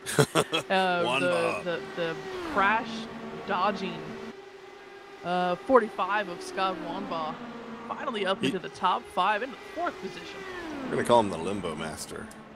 that's how he got good under both name. of those cars. I mean, how he got through that. That's just one of those lucky times, I guess. Yes. But man, this is this battle right here for 3rd. Looking like it's about to heat up. You got a 3 wide back here with a couple of guys. Brett Johnson right in front of this. I believe somebody was around right there, though. Oh, okay. I'm seeing things. I believe you're referring to the fact that Randy Webster was way out of whack. He was very slow, got loose. Yeah. And he caught his car. Somebody behind him. That looked like another one of those. Oh, Jeremy Leto. Oh, caution's out. Yeah, his car's done. That one is toast. That's what the 8th and 9th time he spun out. Is this a mercy killing at this point? He came out of turn 4. Looks like he snagged the apron there and completely sent him around into the inside wall in his car. Yeah, wing is gone. He's dead, Jim. Damn it, Jim. Yeah, that was. I'm a doctor, not a race car driver. Well, they'll bunch everyone back together again. And again, they can all make it from here. Will someone decide to pit to have fresher tires? They really haven't run that many laps. Now, if the caution had flown about 10 laps more, it'd be a little bit more interesting. But now you got to wonder, people towards the front, definitely the top 5 have to stay out. Yeah, whatever your leader does, nobody else is going to do the same thing. Right? And you know Kinchlow is on his own program. I'm about to say if that were Kinchlow, it'd be just like normal. But it's Linden who has been on par with a couple of these guys behind him. So we'll see. We do have to over the break during last caution. Marcus Armstrong decided to hang it up after that big incident that brought out that last caution. So another driver retired, and we had Mark Herzog at the front when we went to commercial break. He apparently missed his pit stop. So he's all the way back there in 12th right now. Another fast car mired in traffic. I'm sure his spotter is walking him down spotter lane saying, hey, don't you guys want to pit right now? Yeah. Yeah, you think? Here we go. This is the time to make your bed and lay in it. Looks like everybody's going to stay out. First takers, nope. None at all, but the unanimated birds are sitting behind the turn 4 wall there. Seth Alberts, I think, will be your first taker, who is the last driver, and he's considered, looks like he was considered Zane as well. He was last driver on the lead lap, really nothing to lose on his part, in 13th position, so absolutely going to bring him into the pit lane right there. Mark could have pit as well, but really did not need to, as he had to come back down pit lane anyway. All right, well, guys, I want to give you a quick recap of what the back of the field is looking like. We have, we got about 10 DNFs on the race so far. Our latest victim, Jeremy Leto, finally calling it a night after he's had a very tough race. All race, it seems, and the leaders know very well what his race has been like because he seems to be around them quite a bit. But other than that, we're going to give you guys a quick race summary here. Our leader is Lyndon Swaby, who's led 70 laps on the night. Only one person has led more than him, and that is the 181 of Lynn Kitchlow, who's led 76 laps. We've completed 179 of the scheduled 200 here, 22 lead changes, 13 cautions for 29 laps. Well, we're going to come to the line. We have 20 laps to go in the Pacific Majors Indianapolis 500, the 5th annual running of said event. And I can honestly say that this has been interesting, to say the least. Lights are still on the pace car, so we're going to go around one more parade lap before we get back to green flag conditions. So,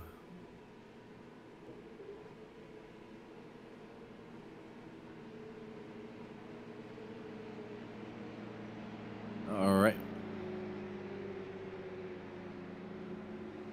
Well, let's see here. 20 laps to go. Who's your horse? Oh man, I'm gonna go with Stowe. Really? Yeah, if he can get a restart versus what he had just done, I think he can get by. I think he can get by both of them.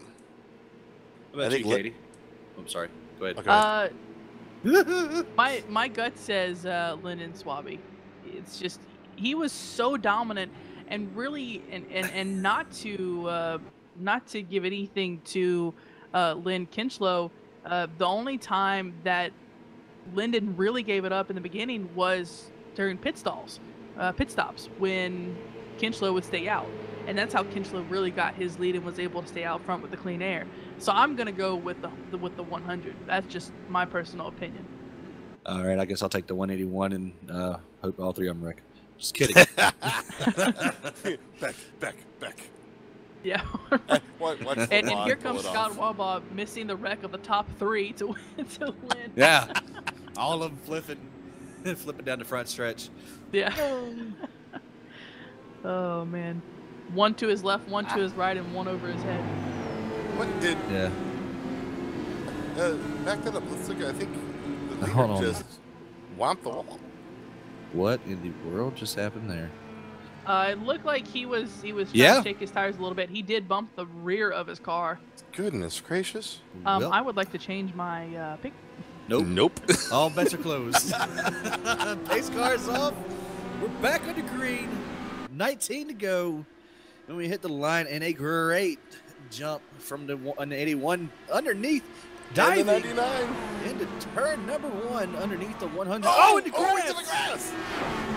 Oh, Kinchlow. Caution's out behind him. Kinchlow is really, really lucky. He gets to re-rack that and try that again. That was Chris Branson, guys. Chris Branson and John Ottenbacher. Ottenbacher. Oh, they are toast. Oh, Ottenbacher does not look like a good car right No, he is. He got punched in the face a few times that time. Oh my gosh. What Well, in it started the world? in front of that because he got into Ottenbacher got in, I believe, Herzog, if I'm not mistaken. Oh no, Ottenbacher's back there. No, the 199 got into Herzog. Excuse me. Yeah, Chris Branson. Well, that's going to take Herzog completely out, and Ottenbacher, he looked like he hit a pole vault when he hit the wall with the nose there. Yeah, I'm actually looking at the replay. That was 100% net code. 100% net code between the 199 and 57. It was close, but it was definitely net code. That's surreal. Yeah. Well, one caution, the pace car can't catch up fast enough. This caution, pace car is already in freaking turn 4. Somebody put the nitrous in that thing. As compared to a couple of cautions ago where I think the pace cars turned more laps than half the field. Just about. I mean, considering we've been here for just at 3 hours, surprisingly small amount of cautions. I know whoever the pace car driver is for the pro split's kind of getting overused, apparently. But yeah, hey. The pro split is somewhere right around lap. Well, I think they're at 150. They're about 30 laps behind us. So, Wouldn't want to be. Nope. I've been enjoying our little race we have here between our leaders. I mean, these guys are literally separated by 1 lap, 1 or 2 laps on the laps led scoreboard. These guys have gone back and forth, and I honestly can't tell you between them who's going to win. And I do think that Aaron Stowe definitely has a chance. I mean, he's got the car, he's got the skill. Can he actually get up there and do something about it? We'll see. The one thing Lyndon Swaby would want is a battle between second and third so he can pull away. He needs that 181 to spin his tires. That's about the only way that he's going to get away from him. I mean, it's definitely going to come down to the last lap, as long as we've appeased the iRacing gods and they let us finish this thing under green conditions, please. Because I have a feeling if this goes out to green, it's going to be one hell of a finish. Oh yeah. It just got the feeling about it, just how everything's been coming together so far. Yeah, I'm gonna go ahead and I'm gonna pick Wamba to win after that restart. Oh man, he's had a good race. Been eventful for him. Chris Beck behind him in 5th, Robert LaRon in 6th, Christopher Sherburne in 7th, Brett Johnson in 8th. Dale Green moving up through the field, having a great run towards the end of this race, up in 9th, and Ernie Ludwig in 10th. So we've got an interesting top 10. The back end of the top 10 is a lot of drivers that weren't there at the beginning. So a good little run for these guys. Okay, Stowe about gave me a heart attack there because I thought he was coming into the pit.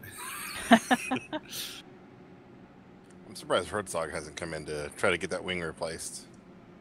He's probably already used his fast repair. I believe he got into something earlier in the race. But so. Repair time on these cars just for swapping out wings is really fast. Yeah, well. It's just a scratch. Yep. The flesh wound? His flesh wound. Lights are off the pace car. We're going to have 15 laps to go at the line. Yeah, 15 laps to go, 13 drivers on the lead lap, and can only be one winner. Let's see who it is, because this is going to get interesting if it's anything like the last restart here. It's not for a lack of passion, I'll give you that much.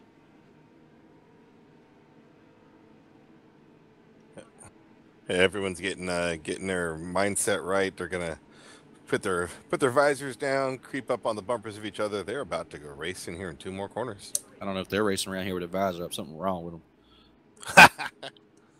I'll tell you that much. I can imagine getting hit by a fly would freaking, give you a concussion at least. They're only going 70 miles an hour. These guys are talking a lot for for a late race restart here. Kinchlow, our second place runner right now, he's just having a nice little chat.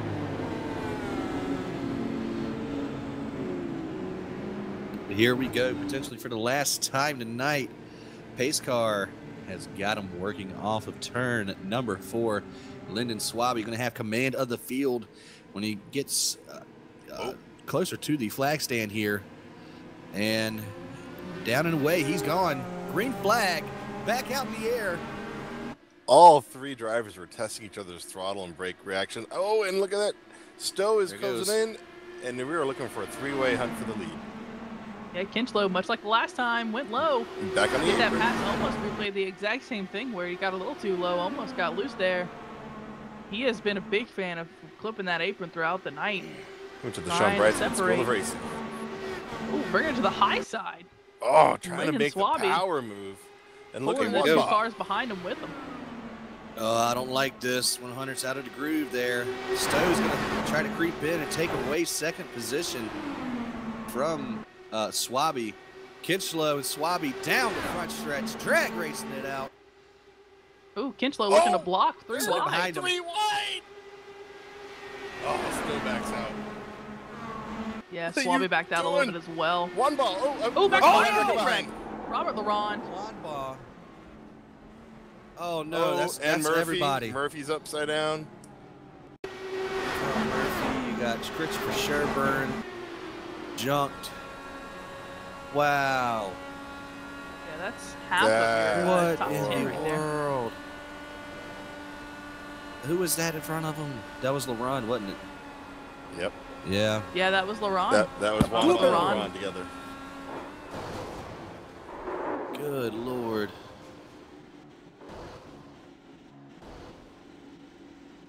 Wow. Oh, man, that was a bad wreck.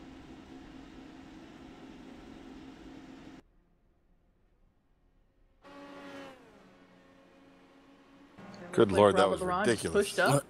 Who's that going to leave? We still got Stowe, Swaby, and Kinchlow. I tell you, one person it's going to leave. It's going to leave the 7 of Brett Johnson. Slow it down, Swaby. Oh, Back who's up that in into the front of 5th him? position. Stowe, slow it down. 135, Sherburne. These guys are on full break trying to keep from going by the pace car here. Yeah.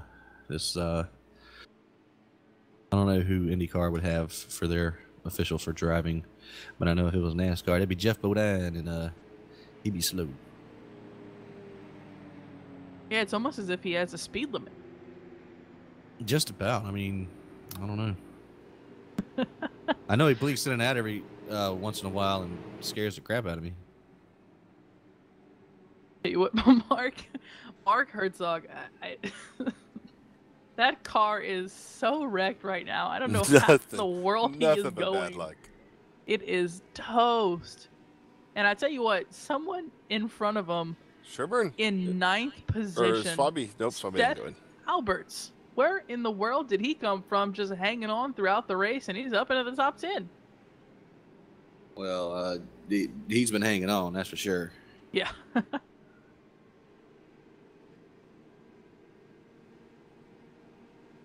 Yes.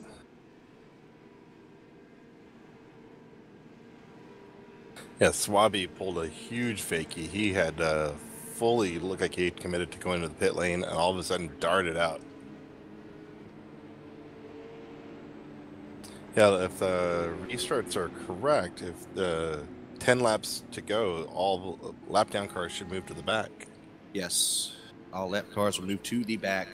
But if we're going to restart on red about lap 10, are they going to bump them back, or are they going to keep them where they're at? Well, I think they're all to the back anyway, honestly. I don't see anyone among the top 10 drivers. Murphy is 1 lap down. Well, Murphy is, but I don't consider him a big... He's not a hindrance. Yeah, definitely not. He just had that really random mix-up confusion under that caution with the pace car. And God, that was nuts. Yeah, I've never seen anything like that, and that really did cost him the race. I truly believe that. I don't know if he would have won it, but he definitely was a top 5 car. But either way, Yes. he'll get into the top 10 here because he'll easily pass Mark Herzog, who is torn up.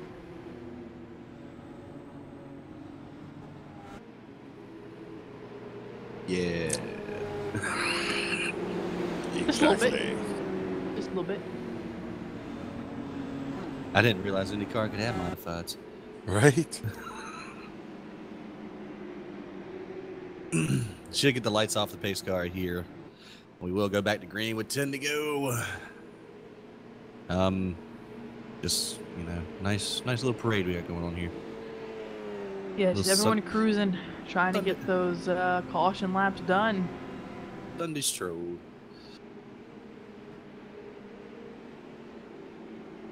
Gotta wonder what's going through these leaders' mind here. Kinchlow gonna have the lead now. Gonna have control of the restart. He's a big fan, from what I've seen, of going immediately as soon as that car gets down on pit lane. Will he change it up to catch him off guard? We'll see here.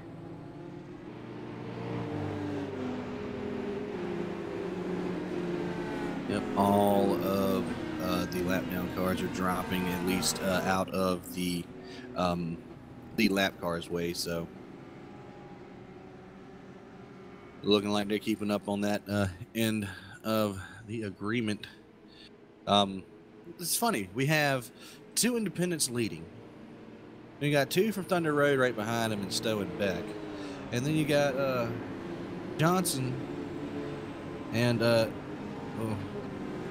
where's Johnson at?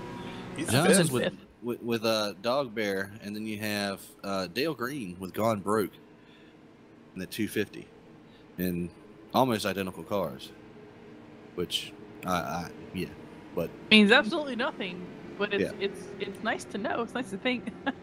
yeah. Maybe they'll try and work with each other to get past these guys, but I don't think your winner's gonna come out outside of the top 4.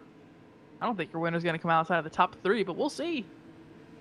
You figure we've got, what, about 4 more laps of green before the next caution ends it? Next flag ends it, yeah. Yep. That means we got enough time for another caution. Oh, yeah. Plenty of time. All right, we're on board with Swabby for this restart. Here comes Kinchlow, and down and away. Oh, big jump. Massive jump. Look at that. That pretty much is gonna wrap it up. I don't know about that. We'll see. If the caution yeah, comes out, they'll close back up. Brett Johnson right on the bumper of Stowe to Chris the Beck, inside. Aaron Stowe, Uh-oh. testing Swabby. Swabby way wide. Oh, Chris Beck. Oh, that Yeah. was close. that was cool. And Johnson picks up the spot. Kinchlow out to a second lead in front of these guys. Swabby gonna press him for a second here. Not ready to give up that spot. Aaron Stowe trying Almost to push wheel. him. Here we go. Swabby into second. Brett Oh. Johnson moving up back through the field. Look at this. Look at the guy who would back out every corner, and now he's attacking. Yeah. Oh, and Stowe back to Johnson the coming. inside. Yeah, these guys are now 2 seconds behind our leader. They're battling, is letting him pull away. Oh, yeah. And they're pretty much gift wrapping it right now for him. Kinchlow out to a good lead. Oh, 100 pushed coming out of 2 there. Here comes Johnson to the inside.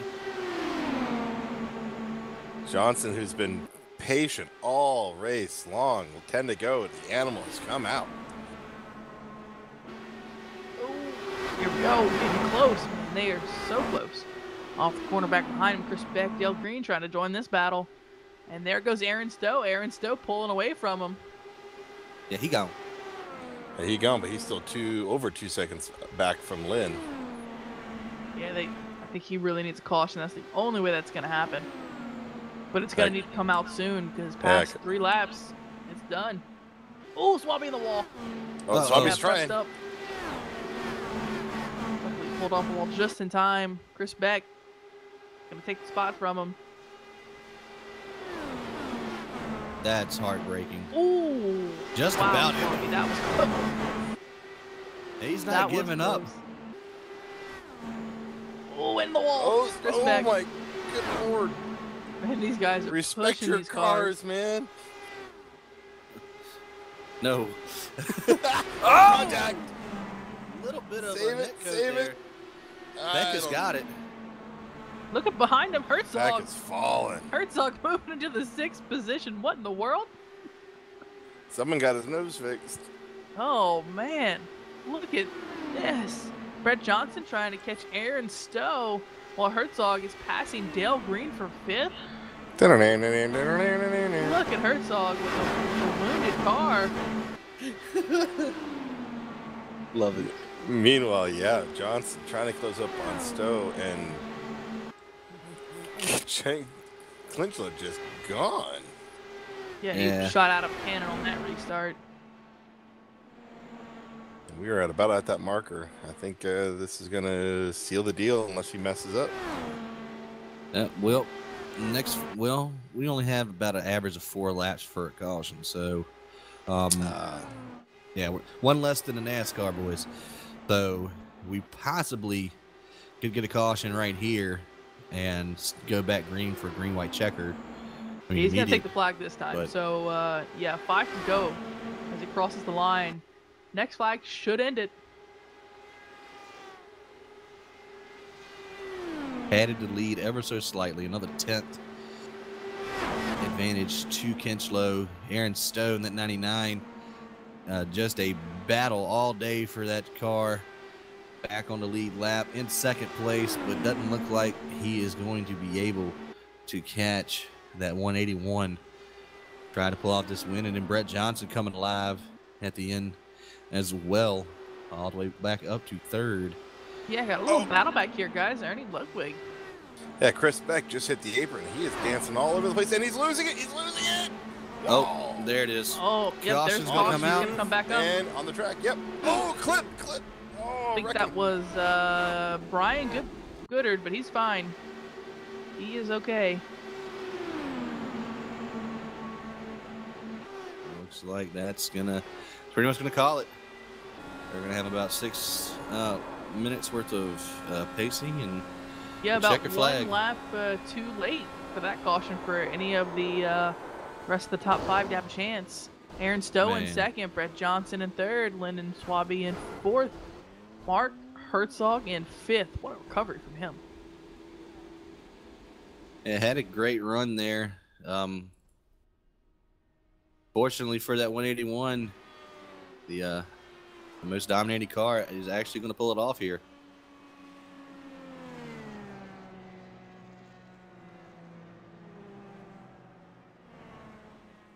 Catching the pace car out of 2. Got 3 to go, 2.5 once they reach halfway down the back straight. So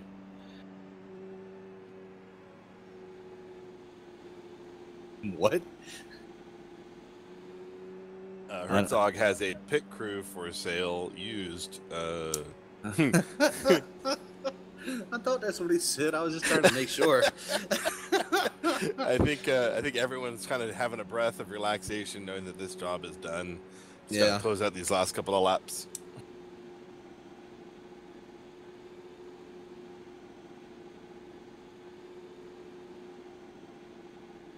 Out of a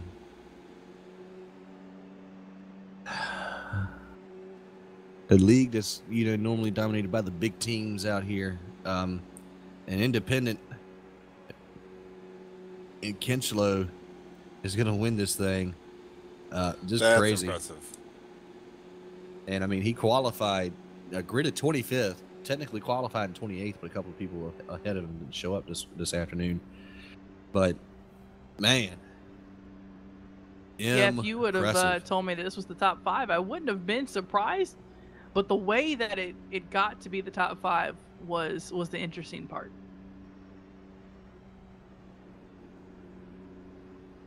I mean, Lynn Kinchlow leading 89 laps so far.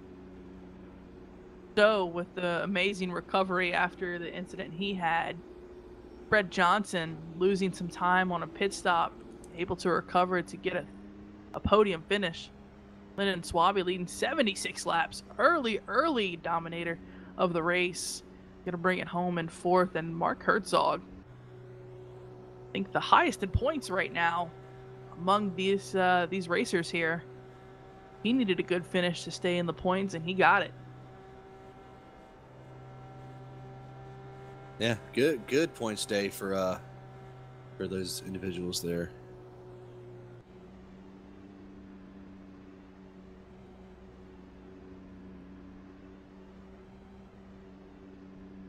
But go ahead, because I have nothing. Oh, just checking out, seeing anybody else who had a good run here.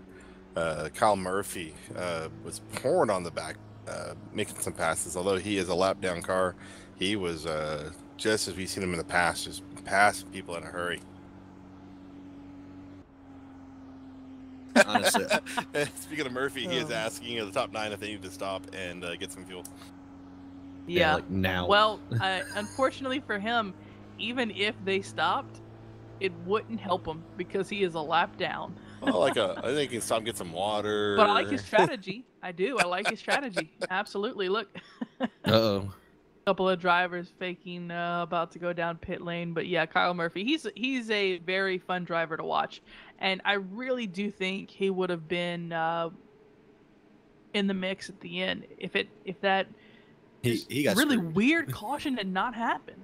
He got screwed. He did. For lack of better words, he got absolutely screwed.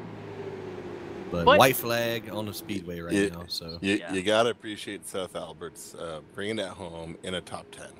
Dude, yeah, absolutely. he was slow, but he made a top 10 work out of it. Battle of attrition. You got to tip cap to the man. That's just an awesome run. That's a solid helmet nod. Yeah, I never mentioned this guy on the lead lap, but Brian Goddard finishing in 12th. A good run for him. A very good run for him. A couple of guys towards the rear did not get the finishes that they were looking to earn here. But, some of these guys, Robert Laurent, with the troubles he had, earning those laps back the hard way in 11th. You got some good finishers here. They're trying to set up a nice photo op for the race here. Well, all they got to do is come through, rolling about 70 mile an hour, coming out of turn number 4, down the front stretch to end this race. Checker flag is in the flagman's hand. I'm trying to talk fast and say it all so it'll happen faster, but it's not working. But he's taking his time. It's hard going from 220 miles an hour to 70 miles an hour. So, but after 200 laps here at the Indianapolis Motor Speedway, the 181 car of Lynn Kinchlow is your winner here in the Sportsman Split, the PAC Majors Indianapolis 500. Presented by Cal Speed Karting. All right, now we need a demolition derby. Fireworks, boo, boo, boo. Here he comes. Here he is. Yeah, that's Kyle Murphy. Just picking on him. Oh, man. Good group of guys as they come across the line. Everyone's just giving... Oh! And there we go. There's the wrecking with everybody hitting everyone back there. Awesome. Well, hopefully he comes around and does a couple of donuts. I mean, after 3.5 hours, I think Lyndon Swaby is dancing with the pace car. I can't quite tell what's going on there. Where is Lynn going? I don't know. He's trying to, he's going to blend in with everyone. that pace car, and someone's going to come by and absolutely clean him out. Yeah, he's hiding from everybody. He don't want to be there. There he goes. There it is. Don't go too far backwards. You might get disqualified there, son. Can you be DQ'd after the race? I believe so. Well, he's going to try it. Well, this is You're supposed to come around again and then take another lap, but well, there let's he goes. Stick around for a little bit, guys. Yeah, this is another 3 minutes. Over. He's gonna go so far back, he's gonna pull a Mark Martin. Oh man, don't. Oh jeez. But no, I think I'm still he's waiting good for someone now. to do that. Someone's got to do that eventually. I almost did it a couple of times. There was other factors in there. We're going to get your unofficial results here in just a few moments. Got Lynn Kinchlow riding around Polish victory lap style. Yeah, deciding to forego the burnout. Yeah, hopefully gets to quote unquote kiss the bricks here in a second. But your winner, the 181, Lynn Kinchlow. Aaron Stowe finishes in second position. Third goes to Brett Johnson, Lyndon Swaby in fourth, and Mark Herzog going to round out your top five. You got Dale Green in the 250 going to come home in sixth. Seventh was Ernie Ludwig, Mark Lossing in eighth, and Seth Alberts, last car on the lead lap, in ninth position. In 10th place, one lap down, went to Kyle Murphy, Robert Laurent in 11th, Brian Goddard in 12th, Stephen Paulson in 13th. 14th went to C.R. Reed, Scott Wanbaugh 15th. 16th, Jared Morgan, Chris Branson in 17th. 18th was Chris Beck, Randy Webster 19th, and rounding out your top 20 is Randy, what was it again? Hoof. Yeah. Sorry. Because yeah. Christopher Sturburn, 21st. John Ottenbacher in 22nd. Marcus Armstrong, 23rd. Jeremy Leto in 24th. 25th, Fraser Marshall. Sean Ambrose in 26th. 27th, Mike Ouellet. Shedden Ouellet in 28th. 29th, Scott Gruber. Matt Gelder in 30th. And then you had Mark Rediker in 31st. 32nd went to Jeremy Morrison, Eugene Wilkerson, and Paul Gehringer, rounding out your field in 33rd and 34th.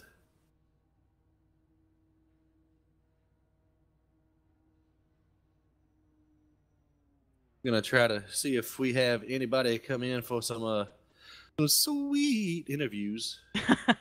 We do indeed. We have our third place finisher here today in the 7. It is Brett Johnson. Brett, you got us? Yeah, how we doing? Fantastic. Well, how are you doing? That was an exciting race for you. It seemed for the most part you were cruising right along in top 10, top 5 for the majority of the race. And then you had a little mishap. Walk us through that race. Yeah, early on I was lucky enough to get up front, top 5, top 10 like you say, and just kind of cruised around there.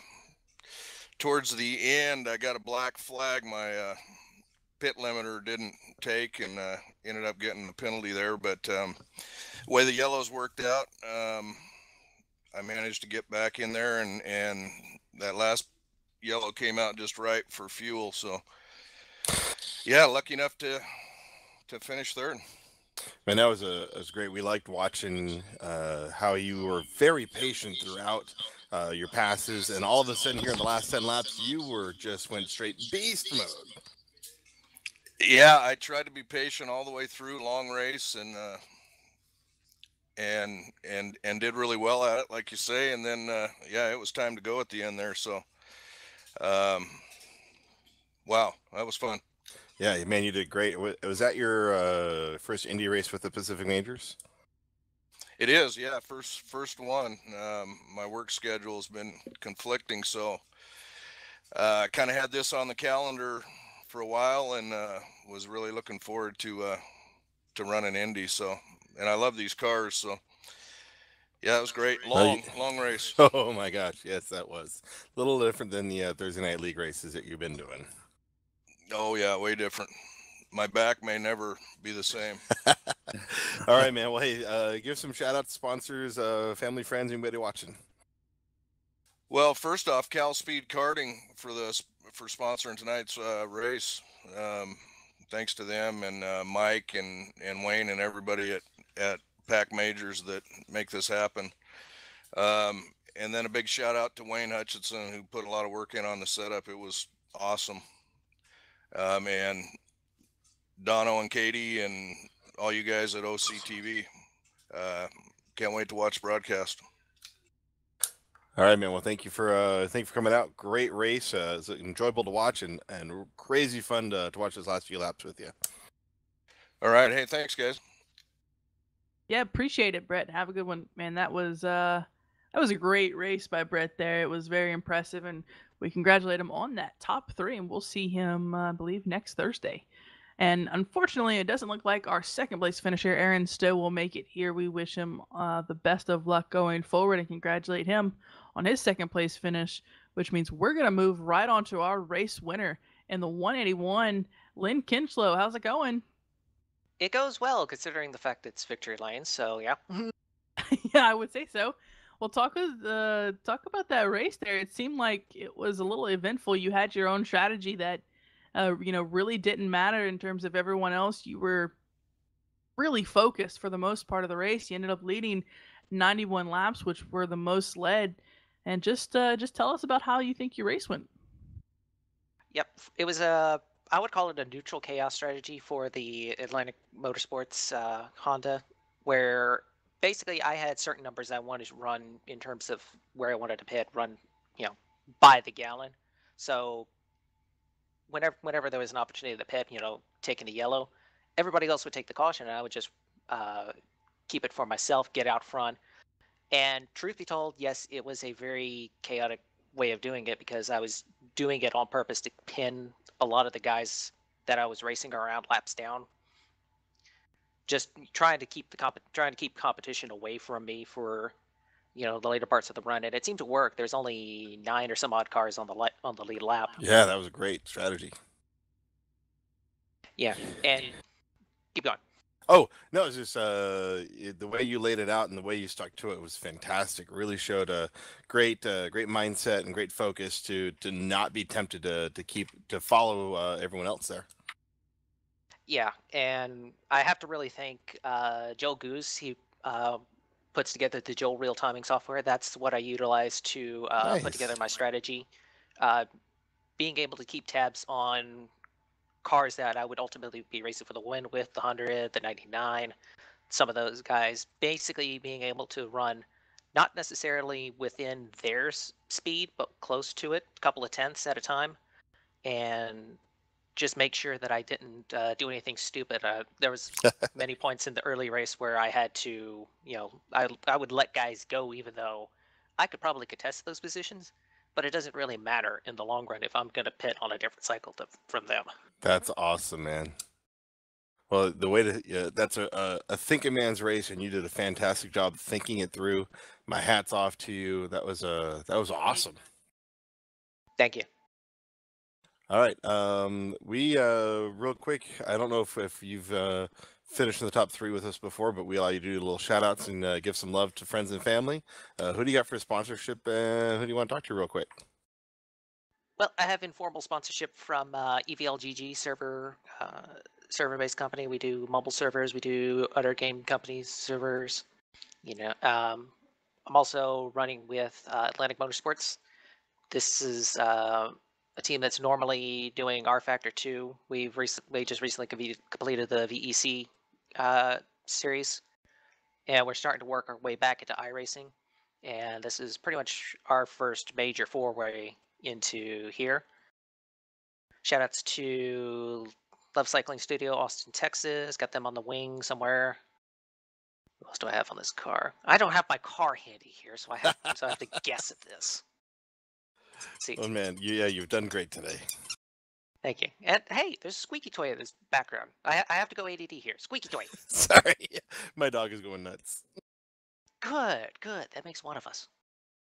All right, man. We're gonna let you go back and party with your friends. We're gonna interview Aaron real quick, and we're gonna wrap up this show. All right. Yeah, big congratulations to Lynn there. That was an impressive run. But we are gonna pull Aaron Stowe up here for just a moment. Aaron, you got us? Yeah. Fantastic. We're gonna give you just a quick moment here to talk about your second place finish. That race was extremely eventful for you for the most part there after getting a lap down, having to battle that, and then in the end making it all the way back up to second. Yeah, I was kind of getting a little worried there with I was two laps down because I was speeding in the pits and I had to come back around under green. It sucked. Aaron, man, you were my pick to finish this off, and we were rooting like crazy for you up here. I appreciate it. Last year I had a tough time. I wrecked out, I think, and this year I was just happy to make it through. Yeah, you got those laps back. A couple of them you had to do the hard way, but man, you ran a great race. You got those. We didn't have any lucky dogs to throw, but you got the wave arounds, and man, you ran a great race. Yeah, that was a lot of fun. Brett was really fast right behind me at the end. I was kind of a little worried about him there, and yeah, the car was just absolutely fast. It just in the draft it was great, and I could get a little trick to not to get the understeer on the entry to the corner if I was following somebody, and it was a dream to drive. That's awesome, man. Well, hey, my hat's off to you. You did a great run. Who do you got for sponsorships and thank yous?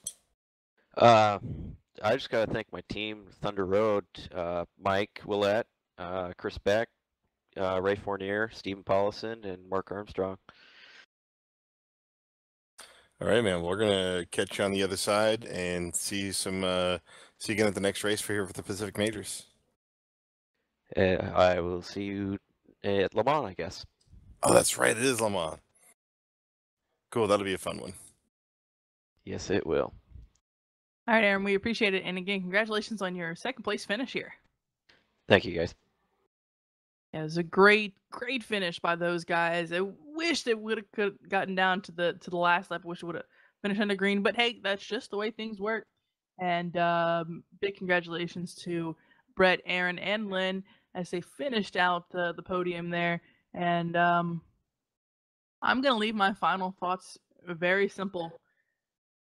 Whew. It was a very eventful race all around. A crazy caution there, unfortunate for Kyle Murphy. Big wrecks involving fast drivers like Eugene Wilkinson and Mike Willett and Sean Ambrose and Christopher Sherburne and on and on and on and on. These guys just didn't get the finish they wanted, but very impressive. Very, very well done by these guys. And Dono, I'll send it right on over to you.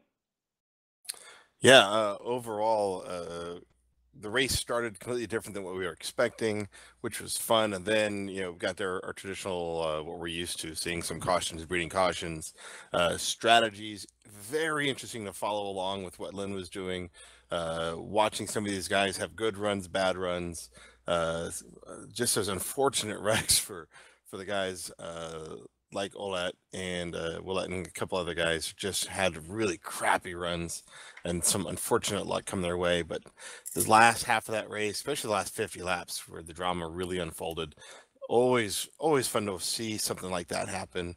And man, these Pacific Majors, Sportsman splits always end up being something that's fun to be a part of. All right, well, this week on Off Camera TV, we have a Thursday night.